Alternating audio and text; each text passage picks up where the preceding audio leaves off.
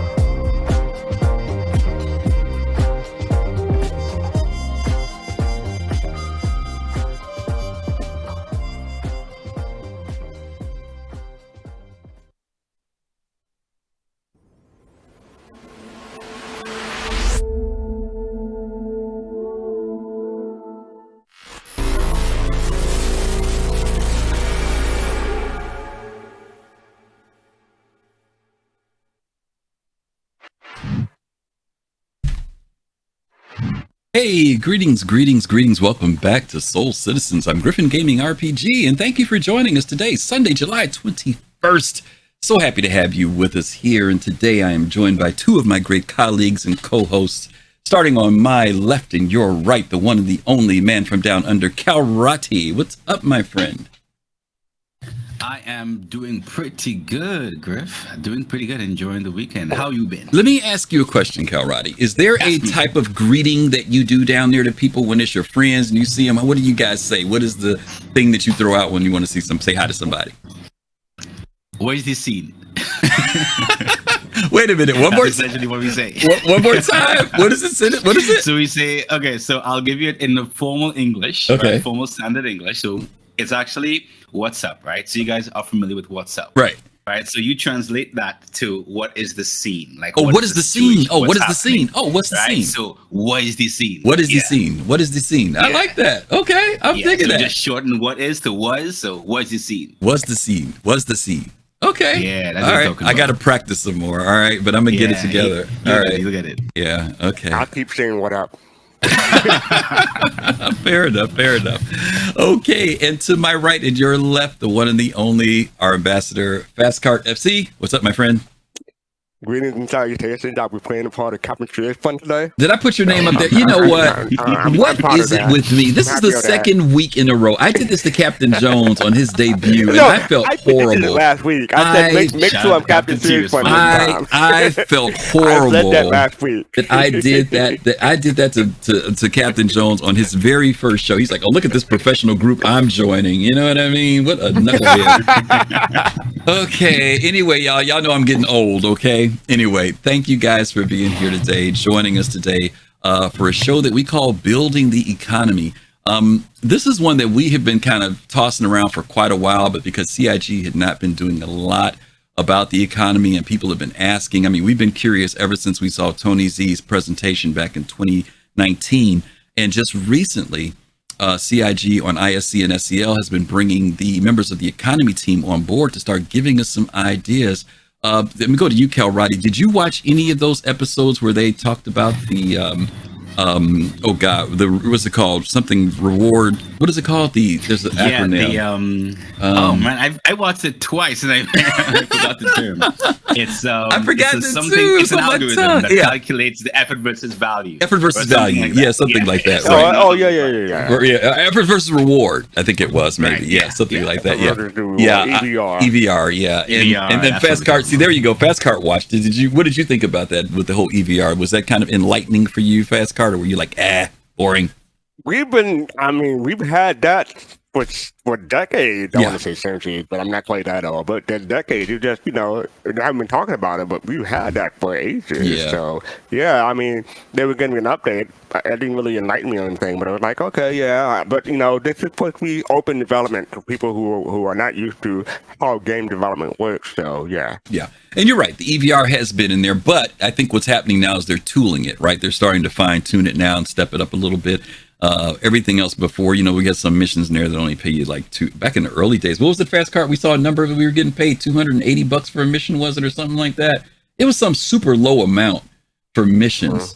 Somebody screenshot it. I thought it was you. Didn't you screen that, or was it somebody else who sent it to me? Maybe it was Colossal. Probably. Somebody went back and found like a mission back in 2013 or 14 or whenever it was. It wasn't me. And you got paid like 280 credits. You know what I mean? Yeah. I remember the most valuable reward that I kept like grinding over and over again when we had the baby PU was the Tesla mission. That was the only one that actually mattered because you got like 2,000 off UEC. Right. So that was the only one that really mattered. Yeah. And that was play money, and we didn't think anything about it back then. But as development is sped up and increased and gameplay has increased, people start looking for rewards that are kind of matching up with the level of stuff, right? It's not just in those early days. I think what the first Tesla mission was, you flew out to this piece of wreckage and found this transmitter box, what do they call it? The black box. And it played a little message for you, and that was it, right? But now, people are going out and getting shot at. They want more they want more money, right? So the dynamics have definitely changed a little bit. So there's a lot that we've experienced in the past. But today we're going to be talking about economy. Now, I do want to put a little waiver on here, and we'll probably, fastcart, make sure when we take the break that we mention this again. A lot of what you guys are going to hear us talking about today, we're taking from bits and pieces of what CIG has stated over the years. And we've got to do the same waiver that Disco does. Remember that development changes. It's constant. So we don't want you to think that the stuff we're telling you is written in stone, written in concrete. What we will say, though, is that it has been written or it has been televised in some form. And some of this is going to be based on stuff that CIG has said. Some of it is going to be stuff that we have talked about as gamers and players. And we're going to be talking about that from that perspective, too. And of course, you guys can share in chat your thoughts about when it comes down to the economy and what it is we're going to be doing. So bear with us as we go through this.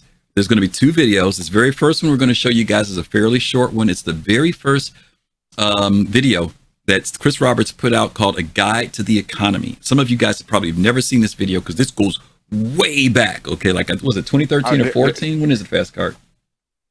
I believe it's 20. Well, hold on. It is 11 years ago, so 2013, July 5th. Yeah, I didn't see this Can I just say that, Sure. this is episode 212, so we officially have more episodes than ISC. Wow. According to Disco. According to Disco, right? According to Disco. Well, yeah, and that's because they take off a few weeks. They take off a few more weeks than we do, right? Otherwise, we probably would be tied.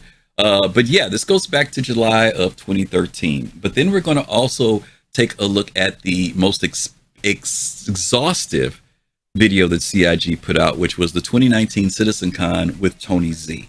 And we are going to go through that. So I know some of y'all, Tony Z keeps you awake, and some of y'all, it's a sleeping pill. I'm giving you a fair warning now. Get your Coke or whatever it is. You need to stay awake because but it's in depth, and we're going to be talking about that too. Yeah, Red Bull. Yeah, your Red Bull or whatever else you do to keep yourself going. So are you two ready? We're going to kick off with this this first video here. Let's change our channel. Here we go.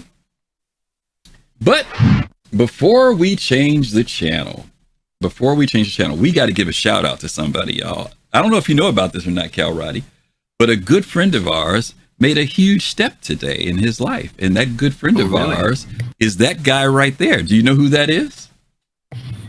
Hey! All right. Yes. For those of you who don't know, the Poets posted that we're not stealing any thunder, y'all. He put it on Twitter and Instagram and everything. Okay, so it's been out for a little bit. But today, the Poets proposed to his fiance, or his girlfriend, now fiance. And it was a really nice video. If you haven't seen it, check out Instagram. He basically made a big day out of it, taking her out. She was not expecting it. And he graciously, the Poets is a good friend of the Soul Citizens. He dropped the link in for us and said, hey, this is what happened today. So we want to share it with the community in case you guys didn't get a chance to look at it. So we're very happy for the Poets. We want to wish him and his fiance, future bride-to-be, congratulations from all of us, wishing them the very, very best. The Poets is such a cool person. Got to hang out with him when we were in LA.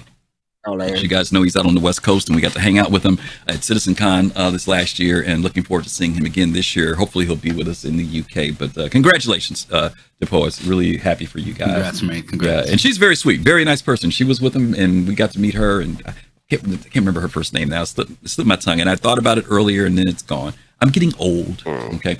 But we will definitely, I don't want to not recognize say it. that. Is that what it is? No, less brains is what it is, less brain cells. So anyway, we just wanted to share that with you guys so you guys could be happy along with him and with us. So let's take a look at this very first video. Once again, this is called Guide to the Economy.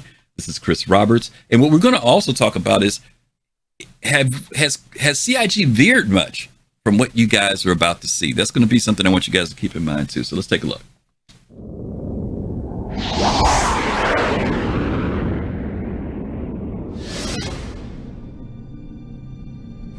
The economy itself, first of all, in Star Citizen is completely dynamic. So the player's actions are going to be affecting the supply and demand and the prices. So a lot of the missions that are generated for players to take, or even AI to go and do, are created by the economy system itself. To give you an example, if you have a weapons factory sitting on a planet and it requires 3 tons of metal alloy and 1 ton of high explosive and 1 ton of electronics to create 20 missiles in a game turn, that factory will create a mission out on the mission boards, which we'll have like in a system, and that will propagate to other systems at sort of the speed of communication in the Star Citizen universe. And it will say, hey, look, I need 3 tons of steel alloy, 1 ton of high explosive, 1 ton of electronics, and who wants to take them? And so in that case, a player could look at the mission board and go, oh, look, there's a mission to take 3 tons. Okay, I'll take it, and fly in with the alloy. And if the player doesn't do it, an AI will take it and fly the stuff in.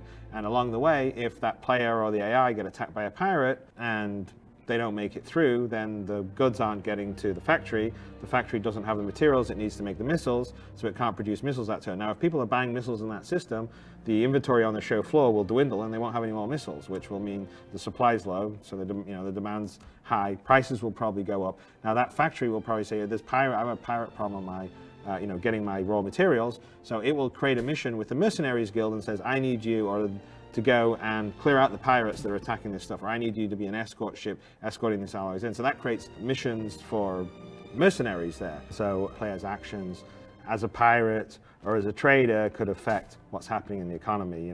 The pirates could be strangling supply to planets, or other people could be blockading it, and then if supplies aren't getting through, that planet will be creating missions to get supplies or get people to open the blockade. So basically the economy itself is generating a lot of the action, and the missions are going on. And by the way, in that combat that you're having, like the pirate that is attacking the merchant ship, well, missiles are getting fired, ships are getting blown up. Well, that's demand on the economy side. So, that means that more missiles will have to be replenished, or a ship has to be replenished. So there's factory nodes on planets making the ships. And so it all is kind of balanced. Hopefully from that, you can sort of see how the economy, and the fact that it's dynamic, is generating missions for other players, or generating missions for AI, is creating supply and demand and consumption and production.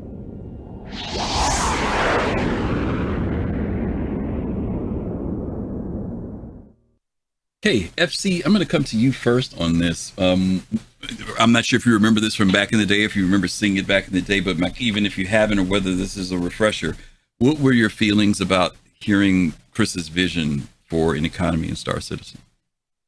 I was fine with it. It sounds like a decent way to have a game economy. Like, you blow up ships, you're going to need more ships, you're going to need materials to build those ships. and so on and so forth. It's a cycle. So yeah, it makes sense to me.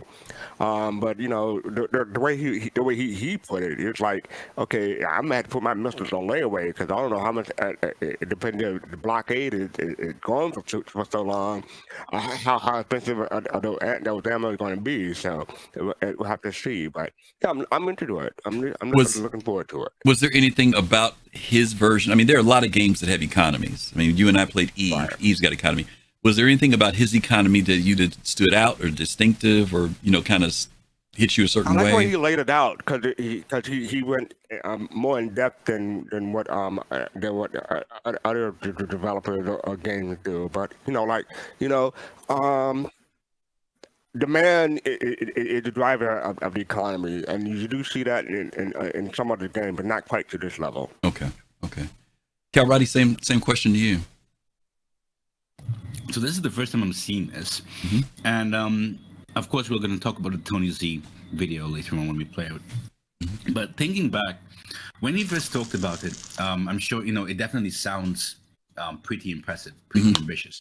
When the game was in a much simpler state.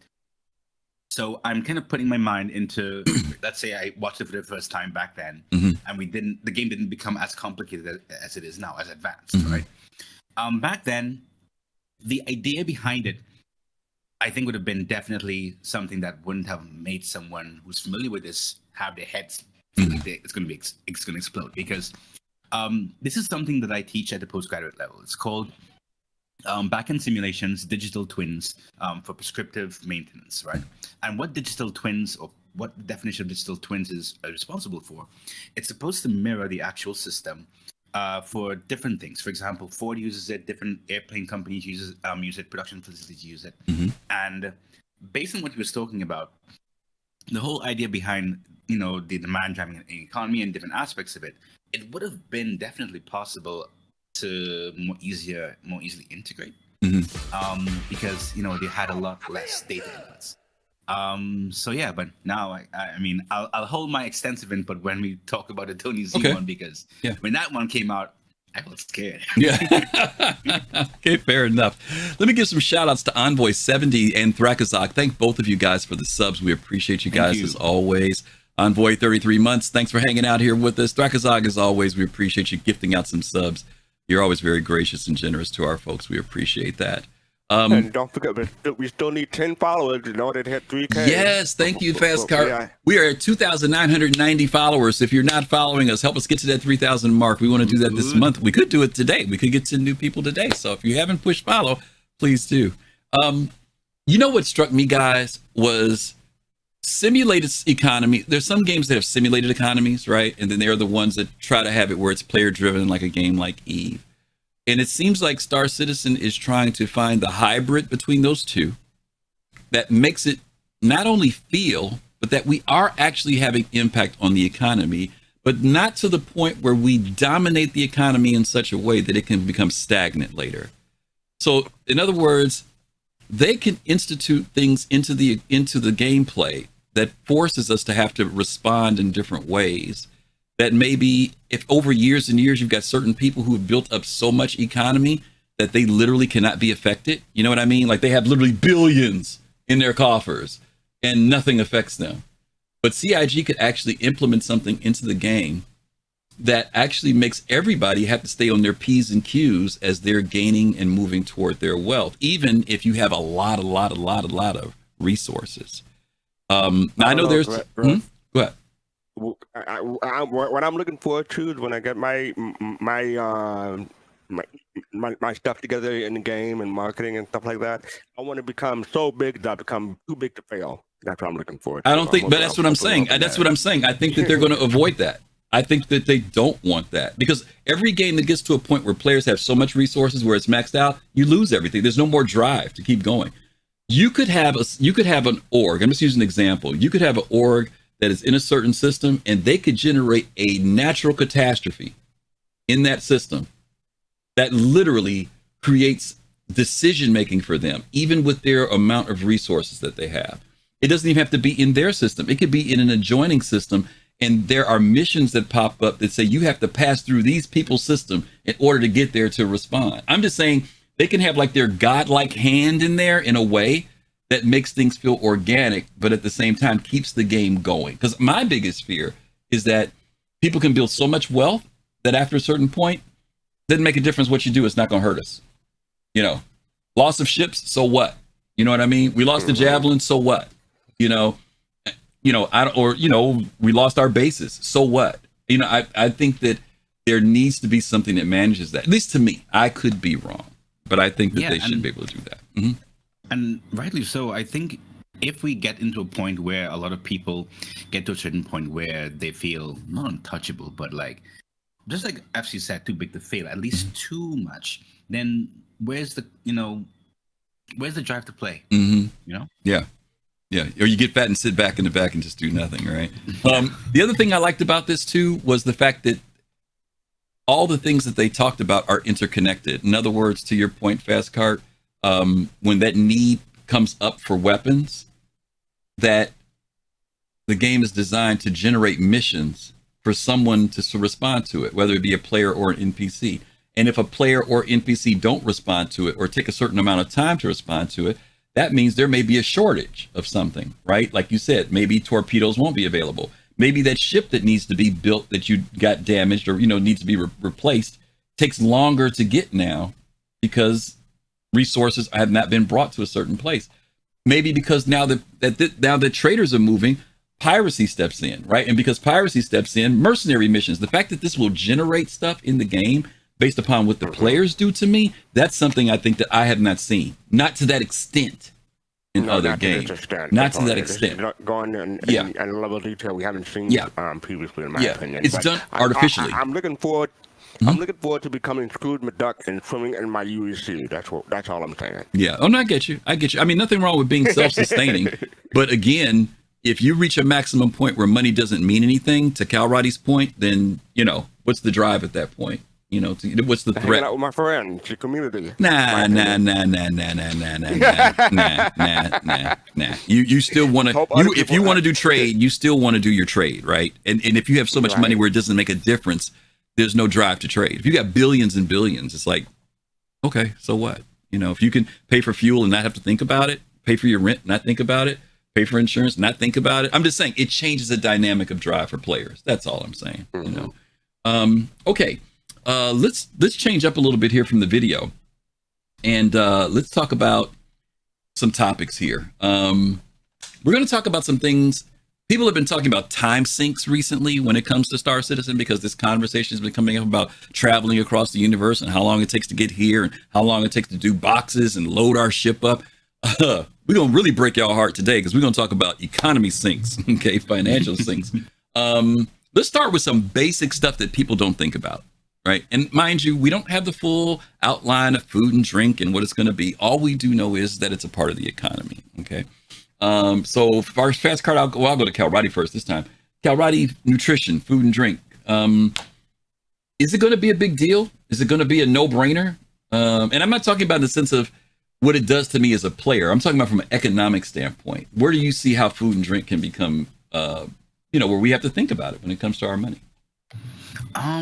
That's a really good question, Griff, because the thing is, for instance, when it comes to, let's think about some aspects of the game where you're talking about tourism and such, and some of the spacecraft that support those, like the 890 Jump, and the other ships as well, where food is, we've speculated that it's going to be part of the core to the experience when someone is a passenger or even flying on that ship going from point A to point B. Yeah. In that regard, the economy of food and drink is going to be important. Yeah. To what extent? I think to a relatively fair amount, because you have to also kind of think about, okay, apart from the value at the time that it's taken to go from point A to point B to carry that passenger from point A to point B, as an example, are you going to be using food and drink, the type of food that can be made if you're going to that depth, as another measurable incentive to kind of entice a player or an NPC to rate you a certain rating when it comes to utilizing your services? Right. In that regard, it can be seen possibly as as an important thing, but outside of that, I don't know. Let me ask it you also this. comes down. Let me ask you a question. Yeah. Do you plan on stocking your ship when you have multiplayer, or are you going to expect your people who come on your ship to be stocked with food and drink? No, I'm cheap. They bring in their own thing. I won't be BYOB, so bring your own bag. Bring your own bag. Is that what you're trying to say? BYOF, bring your own food. Bring your own food. Hey, listen, I'm bringing the service. I'm taking you from point A to point B. You want me to feed you too? Okay. I'm not DK. I'm sorry, no. Okay. DK. Okay. Yeah. Okay. I mean, that's fair. That's fair. Fastcart, let me ask you, you're thinking about doing your Banu merchantman, and if you're the lore type of person, a role play type of person, you've got people coming on board to do trading with you, negotiations. Are you looking at food and drink as being something that you would say, yeah, I'd probably make sure that my kitchen is stocked, or would you be like, hey man, there's a freaking food wagon outside, go out there and get your double dog, your food truck. Exactly. Yeah, get your double dog off the food truck. I mean, what do you think? You stole the joke I was going to make. Bring your own bag. I was going to say just that. No, I'm planning on keeping my merchantman ship stocked so that the NPCs and crew will have something to draw from. I am not that kind of person who bring their own bag or anything like that. But if I have to tighten that wallet, food and drink will be the first thing to say. Hey, you got to start bringing your own. Okay. It's interesting because my intention is to keep my crew happy and have plenty of stock. And it's interesting, you both answered in different ways. Kalrati's response was from, if I have real players on my ship. You brought up the fact of NPCs, right? And with NPCs, you do have that responsibility to make sure that they can eat and sleep and drink and all that other good stuff. Interestingly enough, food and drink is, for some people, in some situations, if you feed me and everything else, that's good. They actually look at that as a form of currency, There will be some people, like I'm one of those people that I want my refrigerators on my ship to have stuff in them. I really do. Will I worry about making sure that my people have food?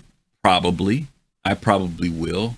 But that's because of the type of missions that I'm doing. If I'm going to be doing long, in-depth stuff, I'll probably want to make sure that everything I need. Now, people can still bring their own, but I would probably want to make sure as a buffer that those things are there. I'm curious, though, to you guys' question, as we go through the rest of these items on this list. When we start the game out, there's only so much AUEC you have. Some of the starter UEC. Some of the starter UECs are what, 1,000?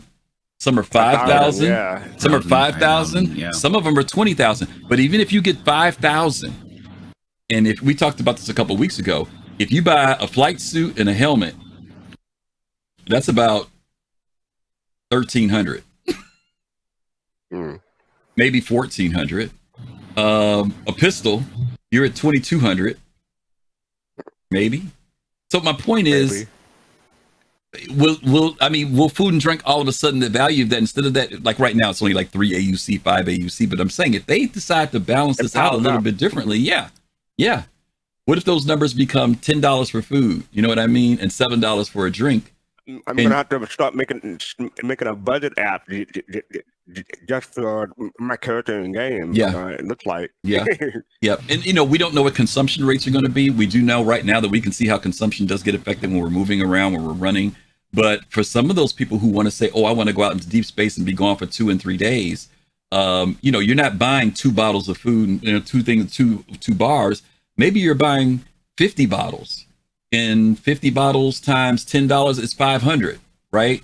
So you've spent a quarter of your 2,000 just buying 50 bottles of water or drink. So I'm saying the little incremental things can start to add up. Let's move down to clothes then, because in clothes we've got dress attire, flight wear, and combat wear. And we're going to break down the combat wear even more a little bit later. But I do want to talk about this because right now people a lot of times are dismissive of the different type of clothing. And my question is, in the economy, do you think that dress attire will be something that is meaningful? And if so, will that be something else that we have to pay for? In other words, civilian clothing and dressing, will that unlock things in the game? Can you go to certain places where you cannot come in with a helmet and armor on like we always do? Can you go to Oza, the restaurant, in your flight suit? I'm asking. I mean, Chris Roberts said himself that what you wear will determine how NPCs react to you or react or act to you towards you. Like they said, I believe his example was taking a bite to a restaurant will be frowned upon, or maybe I'm paraphrasing, but I believe he said something like that. So it will matter.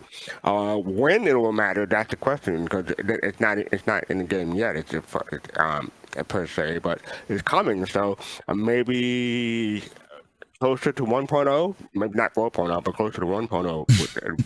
We'll start shooting different. Yeah. So yeah, like as people like to say, clothes is the end game. So a lot of people will want to get that look and get it down. Yeah.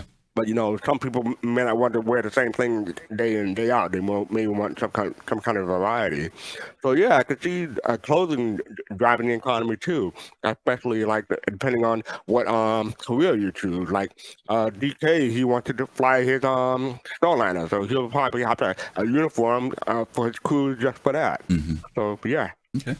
I'm reading Sandgroper's comments. He says, out in the verse for ages, make sure you take your undersuit that converts waste to fresh water, and always remember to walk without rhythm. That's pretty good. Pretty good.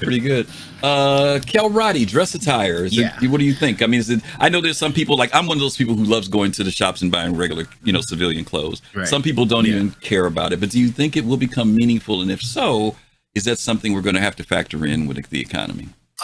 Right. So there was this video game called this MMO called Blade and Soul. Yeah. And one of the things that you could have done on a PvP focused server is that depending on the attire that you wore, if you wore one clan outfit, then it will automatically trigger that, okay, you're friendly with this clan, that other clan. So it kind of tied the clothing to the reputation. So of course, in a more rudimentary way, it was kind of based on the reputation, kind of sort of.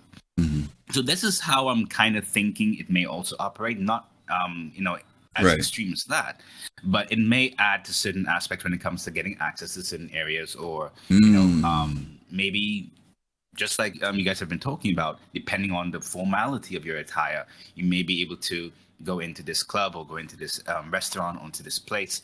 And even in Pyro, if someone sees you wearing some kind of tuxedo in Pyro, I don't think that's gonna it's gonna turn heads, right? If, for example, they may tie in some kind of way reputation or a reaction system for NPCs to what you're wearing, similar to how Blade and Soul did it in their MMO. So that's what I'm kind of thinking. It may not be too stressed, but it can have some kind of measurable impact, because it won't be something that's new. I don't think, of course, Star Citizen has all the moving parts. So I can't say that it's going to be easy when it comes to the applicability behind it, but it's not something that is new in a video game. So what that means is that the principle behind it already exists in terms of tying reputation to attire. So it makes sense. Okay, so to your point, that in the game right now, CIG has armors in there that are tied to the gangs in Pyro. Right. Is that just cosmetic, or is it possible actually that becomes something that becomes a point of reputation? Right. And the good thing about it is that if it's physicalized, which it is, then it could be applied to reputation. So you can take it off, which can mean that, if you put it on, and you actually were to go to this other area, then, hey, they may have a higher chance of accepting you or recognizing you as one of their own, apart from, the actual reputation system from the missions and such, than, for instance, you wearing some other completely different faction outfit that isn't friendly with them. Now, and the reason why I'm saying that, if we go back to the video that we saw when CIG went to Pyro for the first time in the 400i, and the guy goes down to sell to purchase the artifact, right? Remember, there's a sequence that they show where they go in and they sneak through and they put on the clothing of the people at that particular place, and they're able to navigate. That's why I'm asking this about those armors.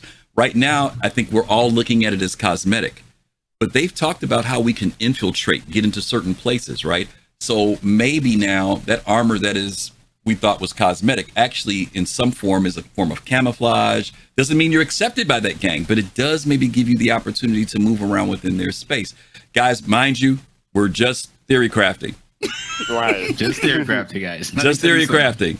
All right, but we are saying that we've seen elements like this in other games, and it would make sense. And we know that a lot of things Chris Roberts puts into the game, even though they may feel cosmetic, quite often do have some kind of meaning. And so it would be very meaningful and valuable to those people who have been subscribers, right, over the years, that this item that they got now is much more than just a cosmetic item. It doesn't give anybody else an edge, because someone else could go out and get that same armor. Maybe they can knock out a guard, or they can go buy it somewhere. But my point is that we may find out that in game, here's another economic reason for buying that particular armor, or finding a way to purchase it from a gang, right? So that it's not just a cosmetic item per se, but that it does have some meaning. Doesn't give you any edge, because everybody has access to it. Just understand that, right? But that's a possibility of why you would want to spend money in that area. Were you going to say, FC? Yeah, one point is that I remember in the CitizenCon, the last CitizenCon presentation, they wanted to introduce blood and sweat mechanics into the game. So imagine like how NPCs may react if you have you're sweaty, because we know hygiene is coming into the game there, like eventually. Mm-hmm. But I mean, imagine if you have a bloody nose and NPCs it starts reacting to you. Yeah. I mean, I'm not sure if that would affect the tire. Maybe. I don't know. But we'll see. Maybe it does. If you have blood in your clothes and try to go into odor. Well, you said no. You said bloody nose. I'm saying if you're saying it affects the attire, then yeah, I see what you're saying. Okay, we're going to speed through these other two because we're running a little bit behind because we started a little behind. But flightware and combatware are going to come back up again, so we're going to hit those in a second. Let's go to these here. Some other places that you may have to spend your UEC. I'll go to you first time. This time, fastcart. Habitats, habs, hangars, cargo decks. Are we looking at what, rental fees for these, purchasing fees? What do you think? I think we are looking at owning, especially if you you can rent from players maybe, but I'm thinking like owning and setting stuff up and having defenses and stuff set up. So I think that would be wait. You say defenses? Wait. You going way ahead of me now. I'm talking about habs like we have right now. Okay. Hangars and cargo decks. I didn't say that about. I ain't talking about no planetary habitations. Yeah, I'm talking about habitats. Okay. Habitats. Okay. Yeah, I haven't even gotten to that yet. Yeah. Those you have to rent. Yeah. Okay. All right. Have to rent. Well, I don't know how much the fees would be. But will there be fees? Because right now, when you buy a ship and you get a hangar, you get a hangar. Right. You get a hangar, right? But do you think that later on, when you land somewhere, there will be a fee? It depends on whether or not you land on a planet where your hangar is based. If you land on someplace else, I ain't talking about your base. I ain't talking about your base. Not your base. What? Not your base. No. I'm not talking about base. I'm saying where you are based, where your hangar is, not your base, but where you. That's what I'm talking about. I'm talking about like if you're staying at Orson and you want to go over to ArcCorp, you probably have to rent a hab. Okay. That's what we're talking about. Yep. Okay. Yeah. All right. Do you think the cargo decks will be a thing, Kalrati, in the sense of, will I have to be able to store everything in my personal hangar, or will they rent out additional space for me to put stuff? Because we've got those big old cargo decks sitting over there doing absolutely nothing. So I'll give you so based on the current Evo situation, right? Mm-hmm. When it comes to leaving and even I'll just give you the example of leaving and entering a really busy area. If it's extremely busy, we are in a queue, right? And to leave that queue, sometimes it takes us a very long time. I mean, currently the queue isn't necessarily working, but even to leave that queue or leave the hangar and enter using the persistent hangar entrances and exits, it takes some time if it's heavily occupied. Okay. But it comes at the convenience of being able to have, let's say, for example, being really, really close to the main landing zone where the economy and commerce is operating and all that. Maybe, of course, we have a really large inventory. So there is that convenience. So in terms of the possible UEC things, in terms of, the rental for the cargo decks and such, I think it may incur some kind of rent. Because of how busy the area is. Because of how busy the area is, that's where the flow of economy is going. Let's say, for example, a low Earth orbit station like Seraphim or Everest that they've talked about in the SCL. Right. We know that will be, high activity areas. So to be able to have that kind of advantage, to be able to store your commodities right there where the commerce is happening, then I think there has to be some kind of rental or some kind of money sink to incur the convenience of operating and existing in that location. Yeah. Because that is where the commerce is happening. Yeah. I'm a miner, right? And I'm out mining. And I'm literally mining everything in sight. Like literally everything in sight. I'm picking up whatever is out there. Copper, iron, bellarite, whatever. I'm buying everything, right? I've got to store that stuff someplace because for a market-driven thing, I want to take as much freaking copper as possible because 2 systems over, copper is worth 3 times whatever it is, right? And I want to be able to put it somewhere till I have enough of it to travel with it. Now, my personal hangar, am I going to store a whole D's worth of stuff in my personal hangar?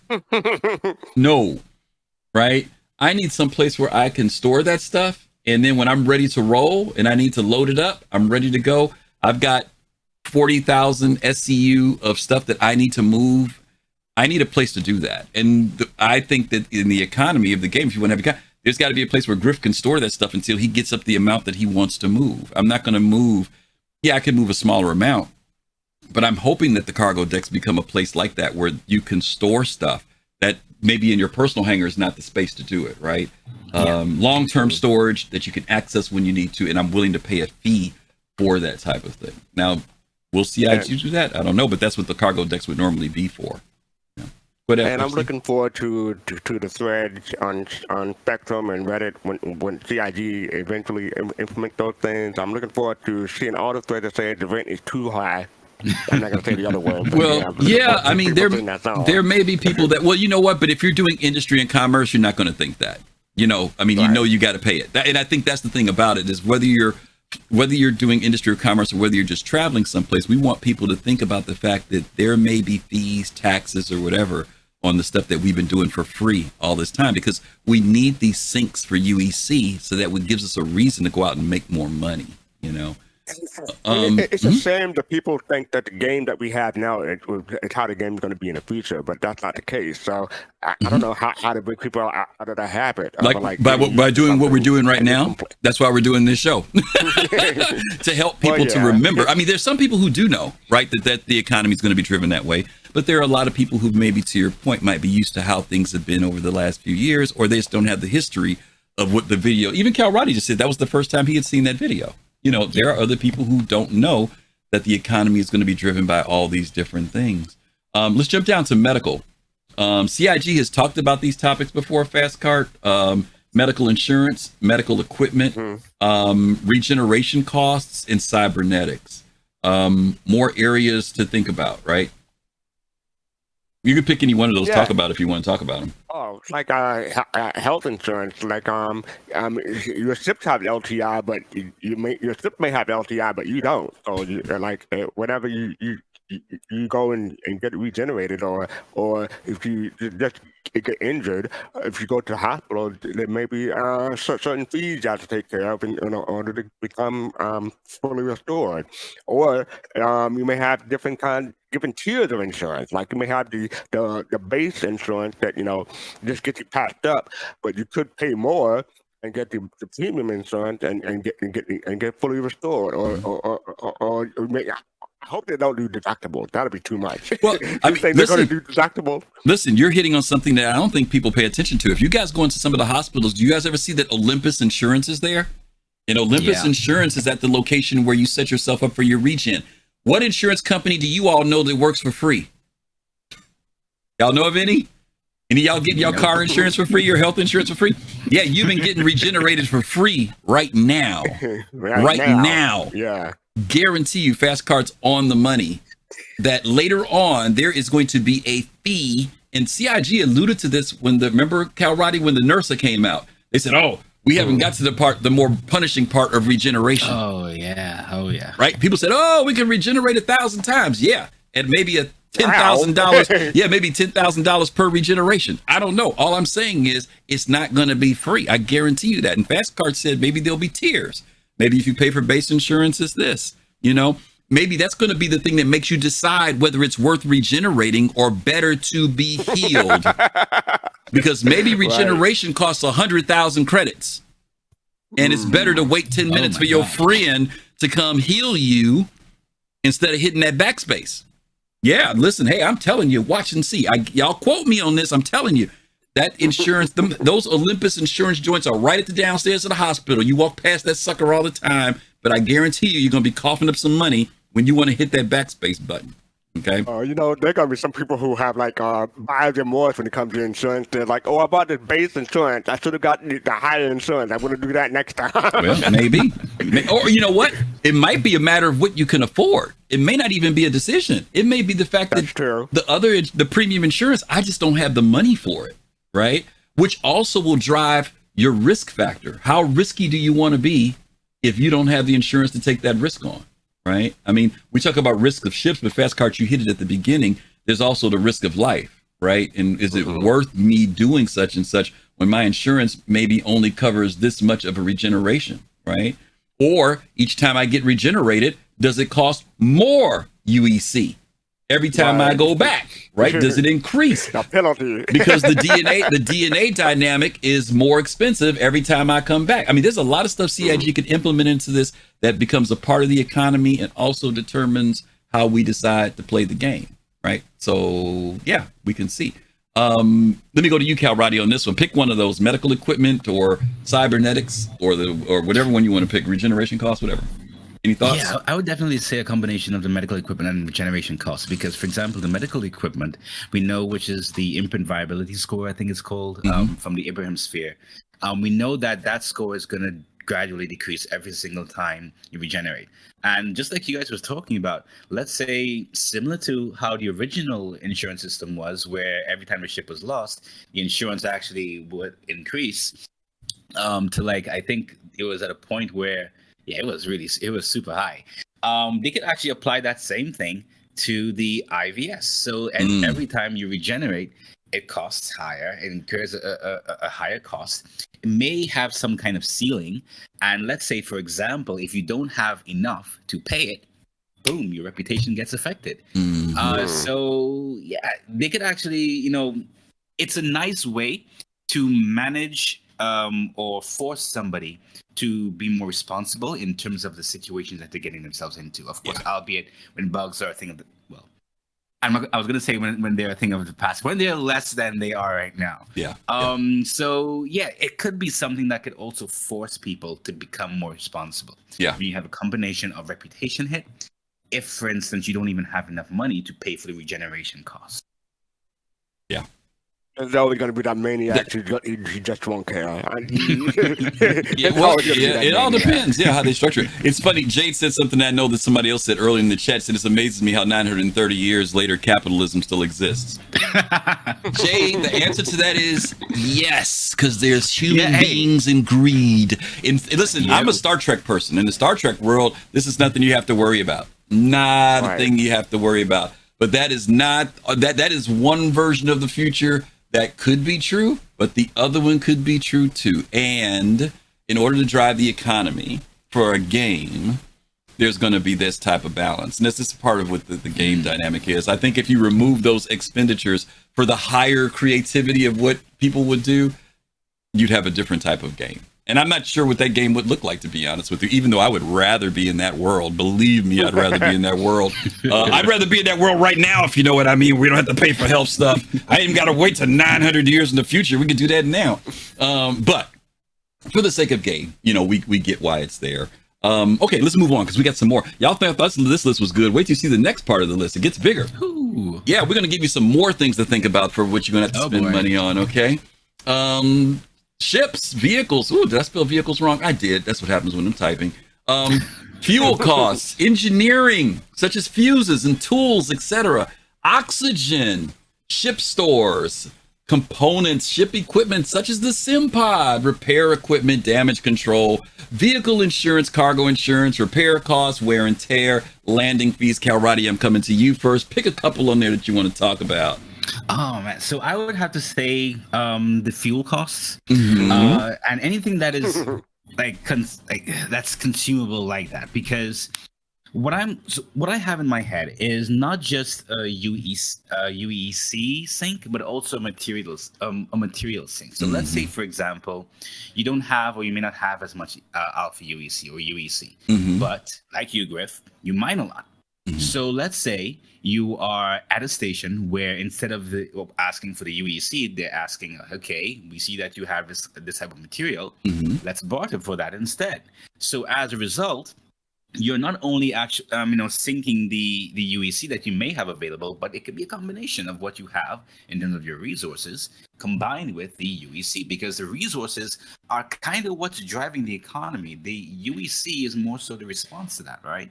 So yeah, I would say, especially the fuel, what kind of concerns me or makes me not worried, but hoping that they reach a manageable level with the fuel is the extremes, because in Stanton, the systems or the star systems are relatively close to each other, right? The planetary sectors. In Pyro and other larger systems, you have that much larger distance to cover. So how do you, incur a memorable or an impactful cost for fuel to make it demanding at the minimum level, but also at an extreme level? So that's some of the things that I'm also thinking about when it comes to fuel, but also other consumables when it comes to ship material consumption, and those kinds of things. Yeah. I'm reading some of the things that Jade was saying, and I agree with you, Jade, when you say that, you wish that things could come outside of the tropes. My problem with that statement, with the last thing you said about hydrogen being, little to nothing in cost, and I agree the cost should be low.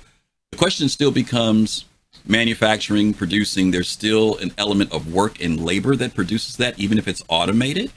And storing. Unless you have a society, and let's look at a society that could be 900 years ahead, even though I said society could do things now, you don't have to go 900 years in the future to say, can society operate better? Unless you have a society that is willing to shift its attitude toward what value is and look at a commonness, then there's always going to be that contention. There's going to be someone out there looking to find a way to be further ahead than someone else. If everybody's on the same plane and moving, raising tide raises all ships. If that's the universe we live in, then yeah, I'm down for it. I just wonder about humanity, and maybe I've just been an old man who just has watched the history of humanity, and the history of humanity is that we ain't there yet. And I don't think 1,000 years after 6,000 years or however many years we've been here, we haven't seen much of a shift. I'm not sure 1,000 years from now, humanity would shift that much in their brain unless something extremely cataclysmic happens that forces us to become those people, And I think that's the only time something like that happens, where people could do that. Yeah, you're right. We could do hydrogen and stuff now. The question becomes, why don't we? The reason why we don't is because greedy people prevent it from happening. You're hitting my point exactly. The greedy people prevent those good things from happening to benefit other folks, right? And I wish the world, believe me, I wish the universe was like that, but sigh. Star Trek, my Star Trek world. We have so much area desert they could just convert that into solar farms, but we don't do it. Yeah, there's so much stuff we could do. And the reason why they don't do it is because there's no profitability in it. It comes back to freaking capital. I don't want to make this political, but we get what you're saying, Jay. Believe me, we wish the world could be that way. Again, you talk to futurists, and they've already extra. But yeah, I agree. We're not disagreeing, Jay. But the futurists don't run the world. The futurists don't run the world. It's the knuckleheads that run the world. I agree with you. I agree. Okay, let's move on here. I threw a couple in here that I don't know about these yet, guys, but you guys have run through the game before and seen oxygen tanks, right? At the train stations, there are these tanks that are there. And I've wondered what those are for. I have yet to figure it out yet. You know what I'm talking about?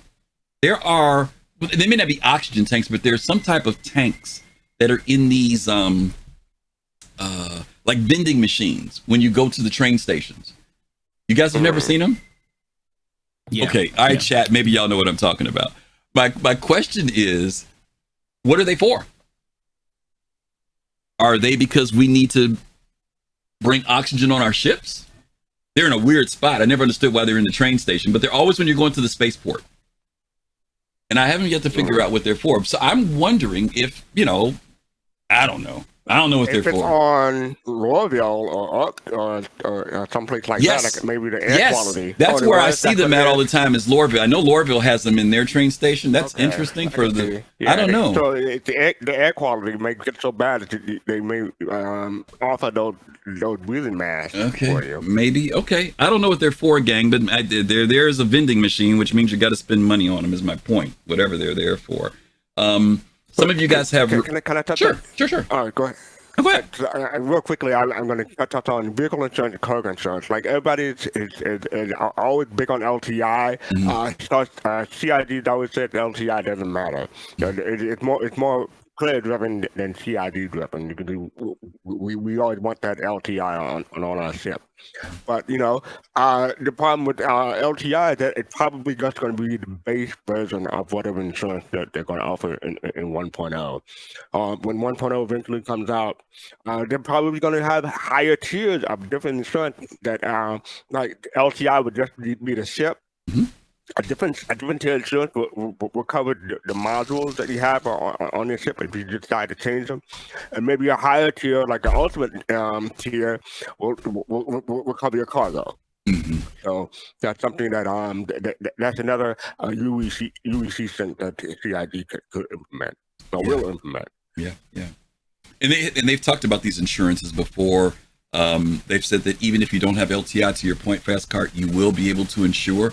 It'll just be some type of fee that you have to pay. And again, these are just, they may not seem that big. That's why I don't think the numbers are going to be huge. I just think that as you add these different things up, 25 UEC here, 150 UEC here, 75, before you know it, you may find yourself with a monthly operating cost of 12,000 UEC just to be right, or weekly or whatever.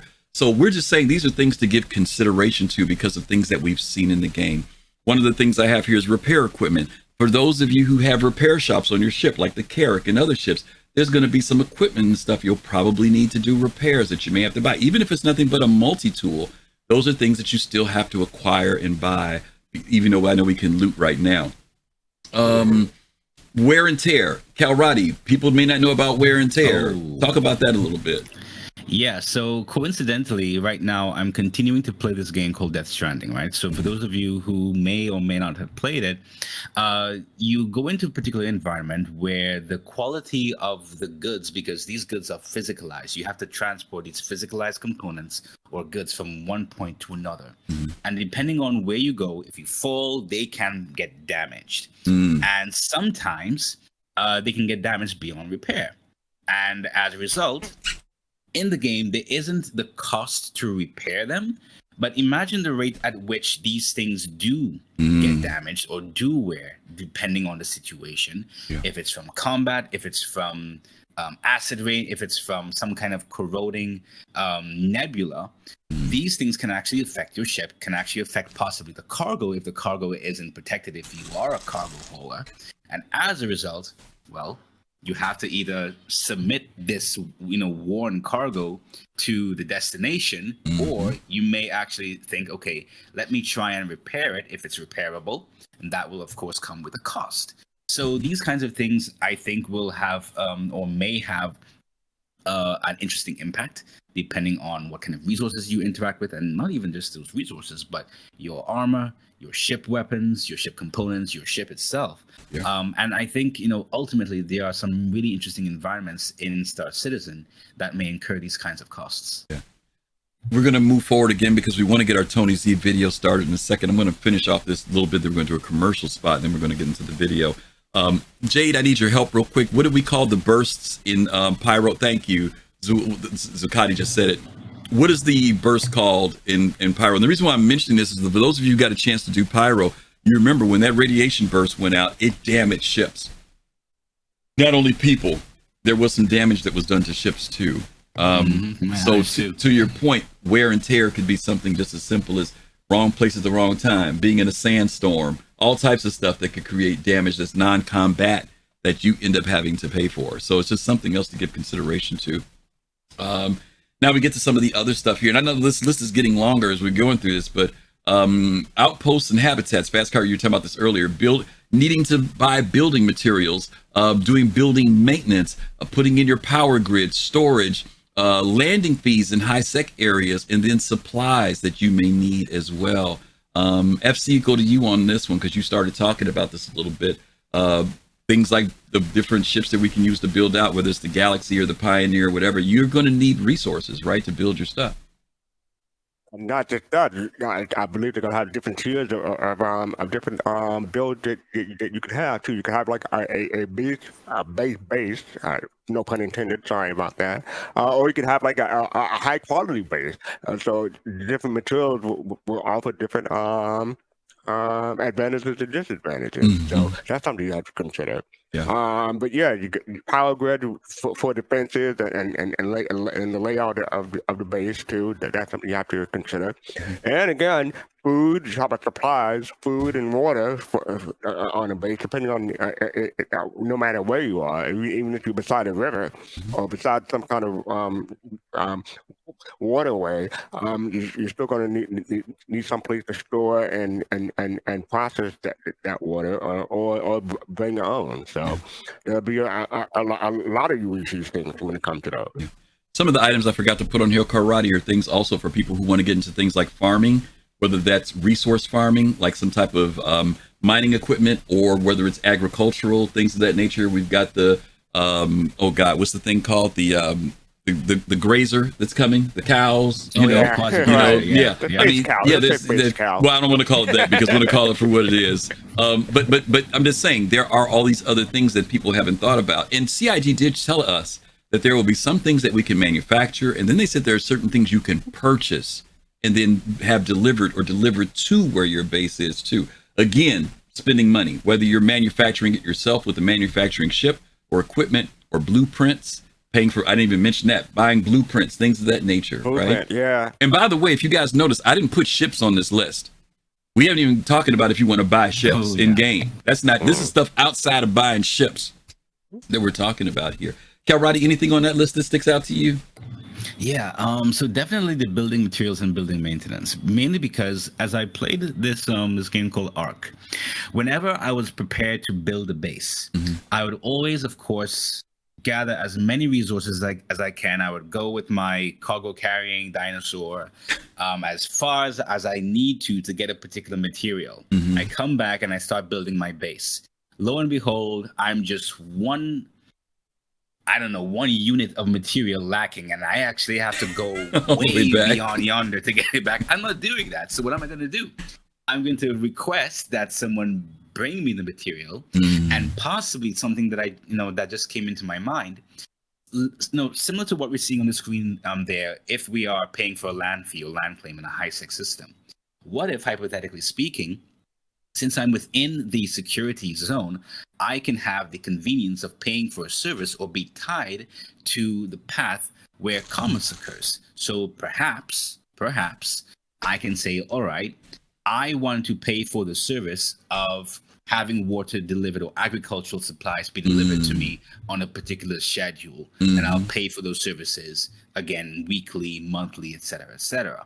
So as a result, I don't have to go, yonder to get these kinds of materials, because if I know that my services are continuously being consumed in my own area at my base for maintenance and all those things, then I would like to pay for the convenience of having it be delivered to me by another player, by another NPC, if I'm willing, or if the game is capable of supporting that kind of continuous service. Okay, good stuff. All right, I think Kalrati will agree with me. It's all about the base, no trouble. Right. Bring your booty back. All right, we're going to hit our last couple topics here.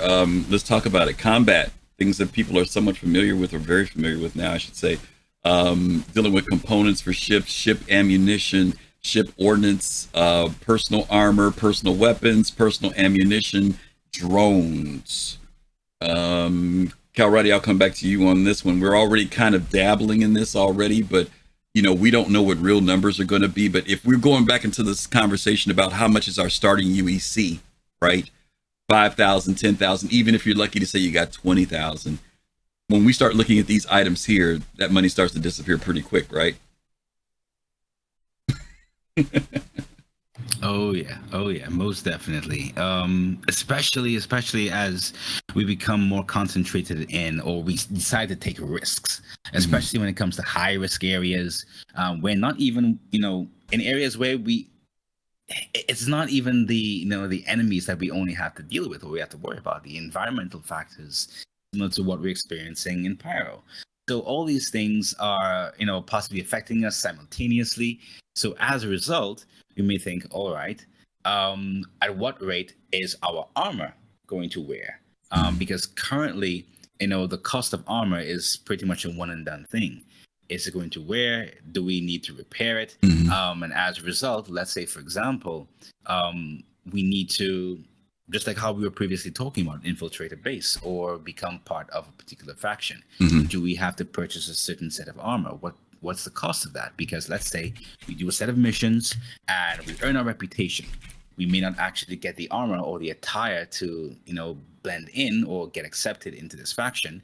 We may have to purchase it after, spending a whole bunch of time earning our reputation. So this is where the money thing may come in, that we have to purchase these things time and time again, especially if they may not be repairable. Because this is another example in Death Stranding. Your cargo, it cannot be repaired. If you, at least to my knowledge, right? If something wears out, if your weapon wears out, you can't repair it. You can recycle it. You can recycle it and then use that to craft more material. You cannot repair it. So let's say we were to apply some kind of money sink to that as well in Star Citizen, and this could be something that also incurs the kind of cost that may be needed to get our armor back, get our weapons back, in case we may not have the ability to go out and loot them. Yeah. Point. fastcart. All these subjects, pick one. Anything? Yeah, DJ Psychosis and Kalrati beat me to it. I was gonna say repair because I didn't see that on the list. But ship ordnance, ship ammunition. We covered that a little bit at the beginning of the show. How much it would cost to replenish the ammunition or ammo that you spend. Ever since EVE Online, I've been a proponent of using energy-based weapons because I can always replenish my capacitor on my ship, but if I'm out of bullets, I have to go back and to refill those. So I'm a big proponent of using energy-based weapons over ballistic. But that's me. I know that ammunition is important for certain factors. Put it that way.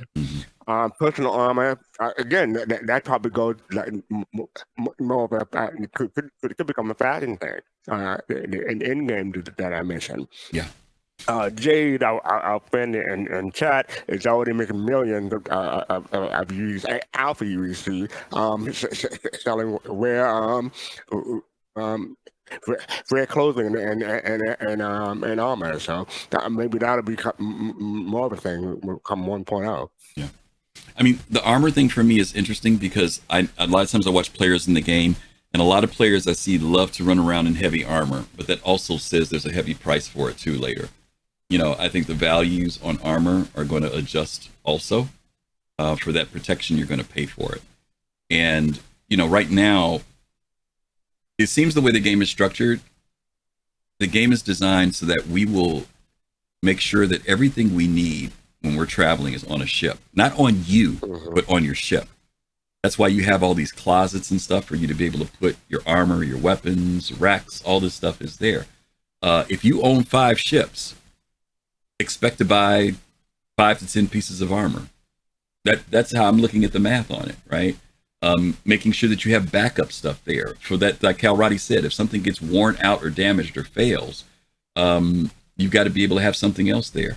So I'm just saying this stuff can all accumulate. It may only seem like, again, 50 or 100 or 75, but when you're buying multiples to make sure that your ship always has what you want, eventually the game's going to be, you're not going to be about, oh, give me a few minutes, let me run to the store and buy this stuff. You're going to be buying things over time and accumulating these things. And so when the loss of something comes up, the loss of a ship or something, some people might say, well, I'll just reinsure it.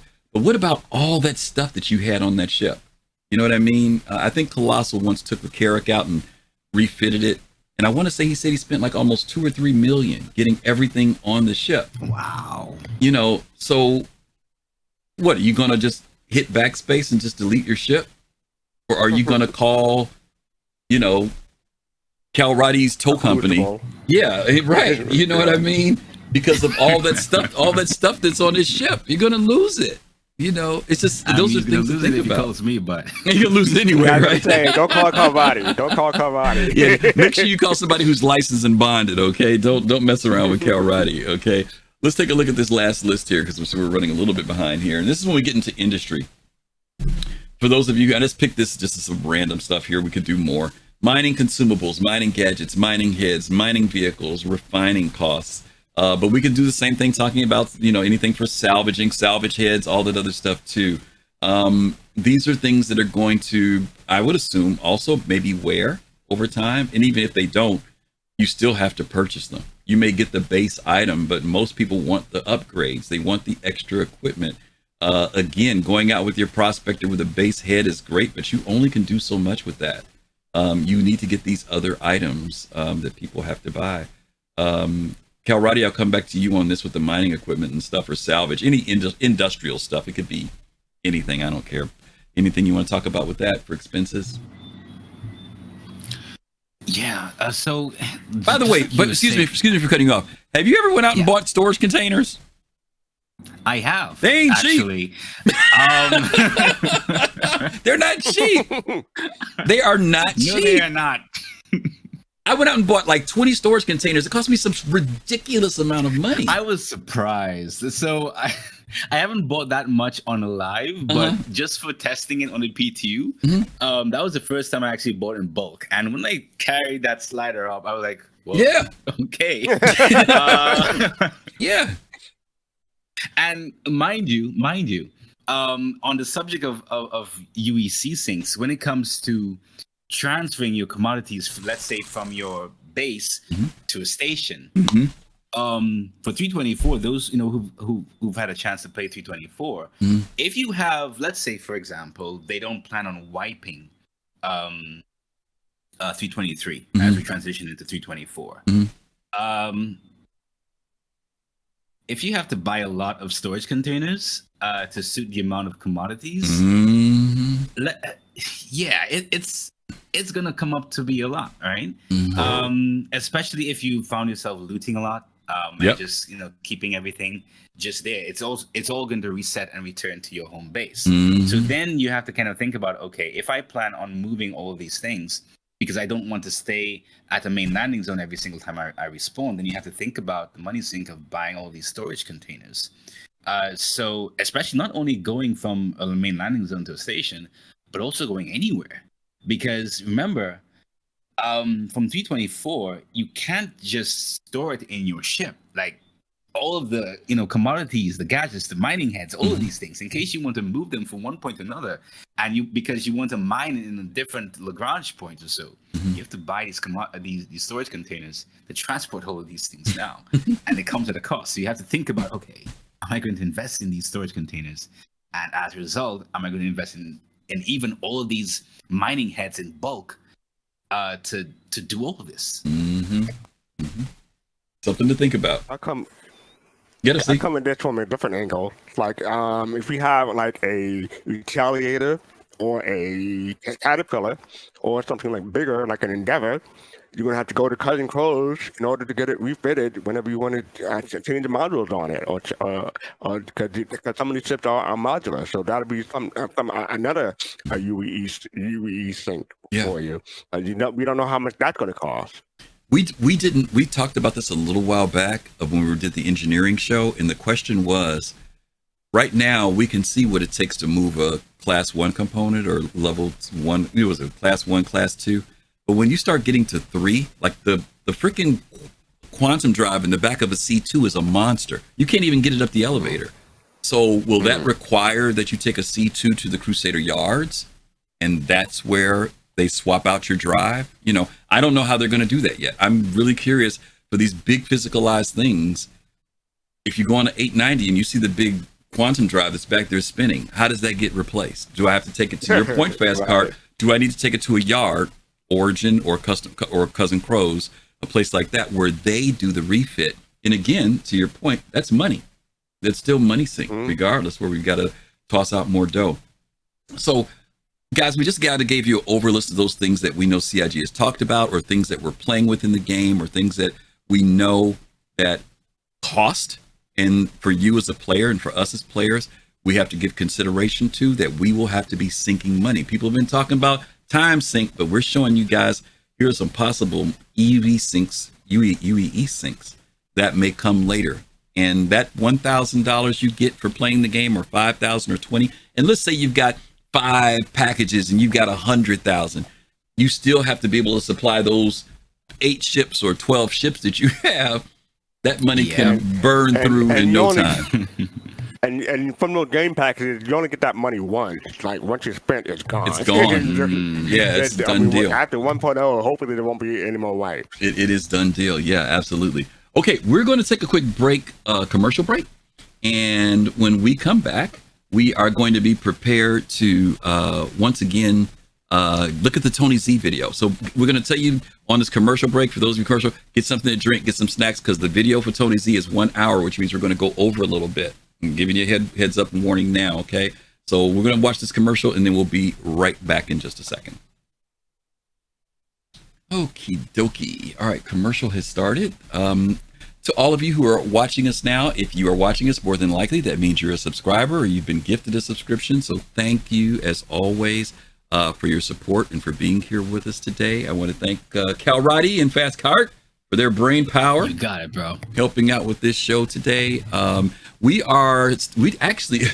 at 11. We're 11 people short from our followers today. So we're going to see if we can get to that 3,000 mark. We're getting there. Vengeful, thank you for the sub, as always. 44 months. Oh my God, you've been here almost 4 years. Jeez, poor thing. Thank you for being here with us. They like us. They really like us. They really like us. Yeah, I guess so. They're still here. All right.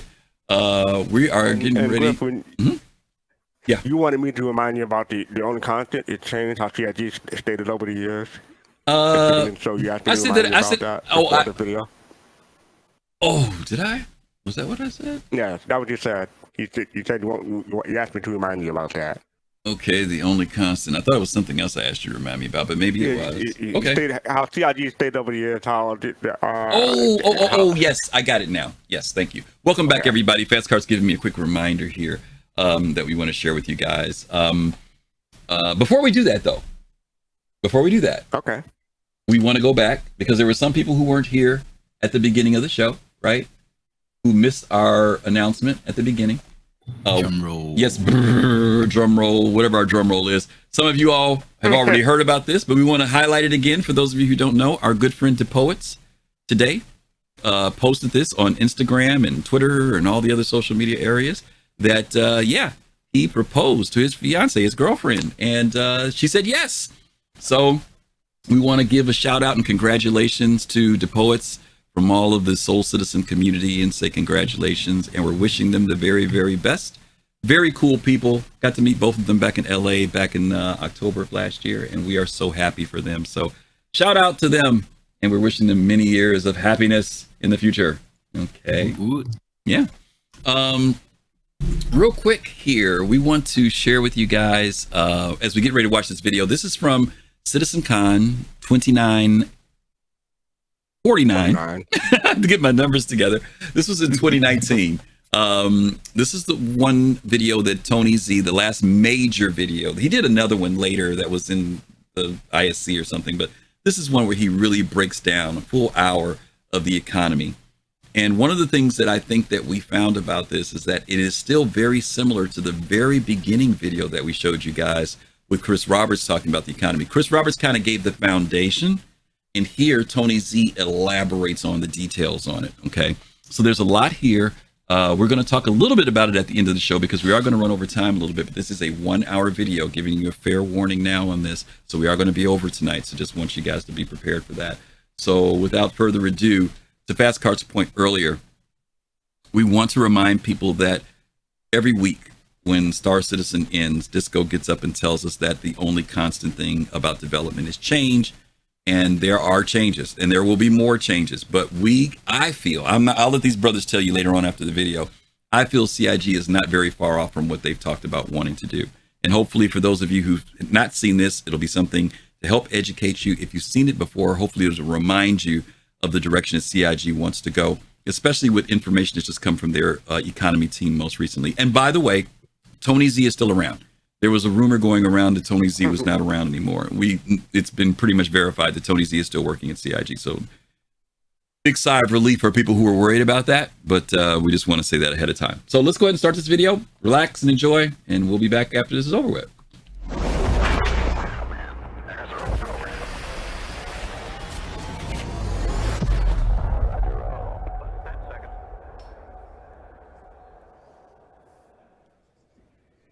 Man.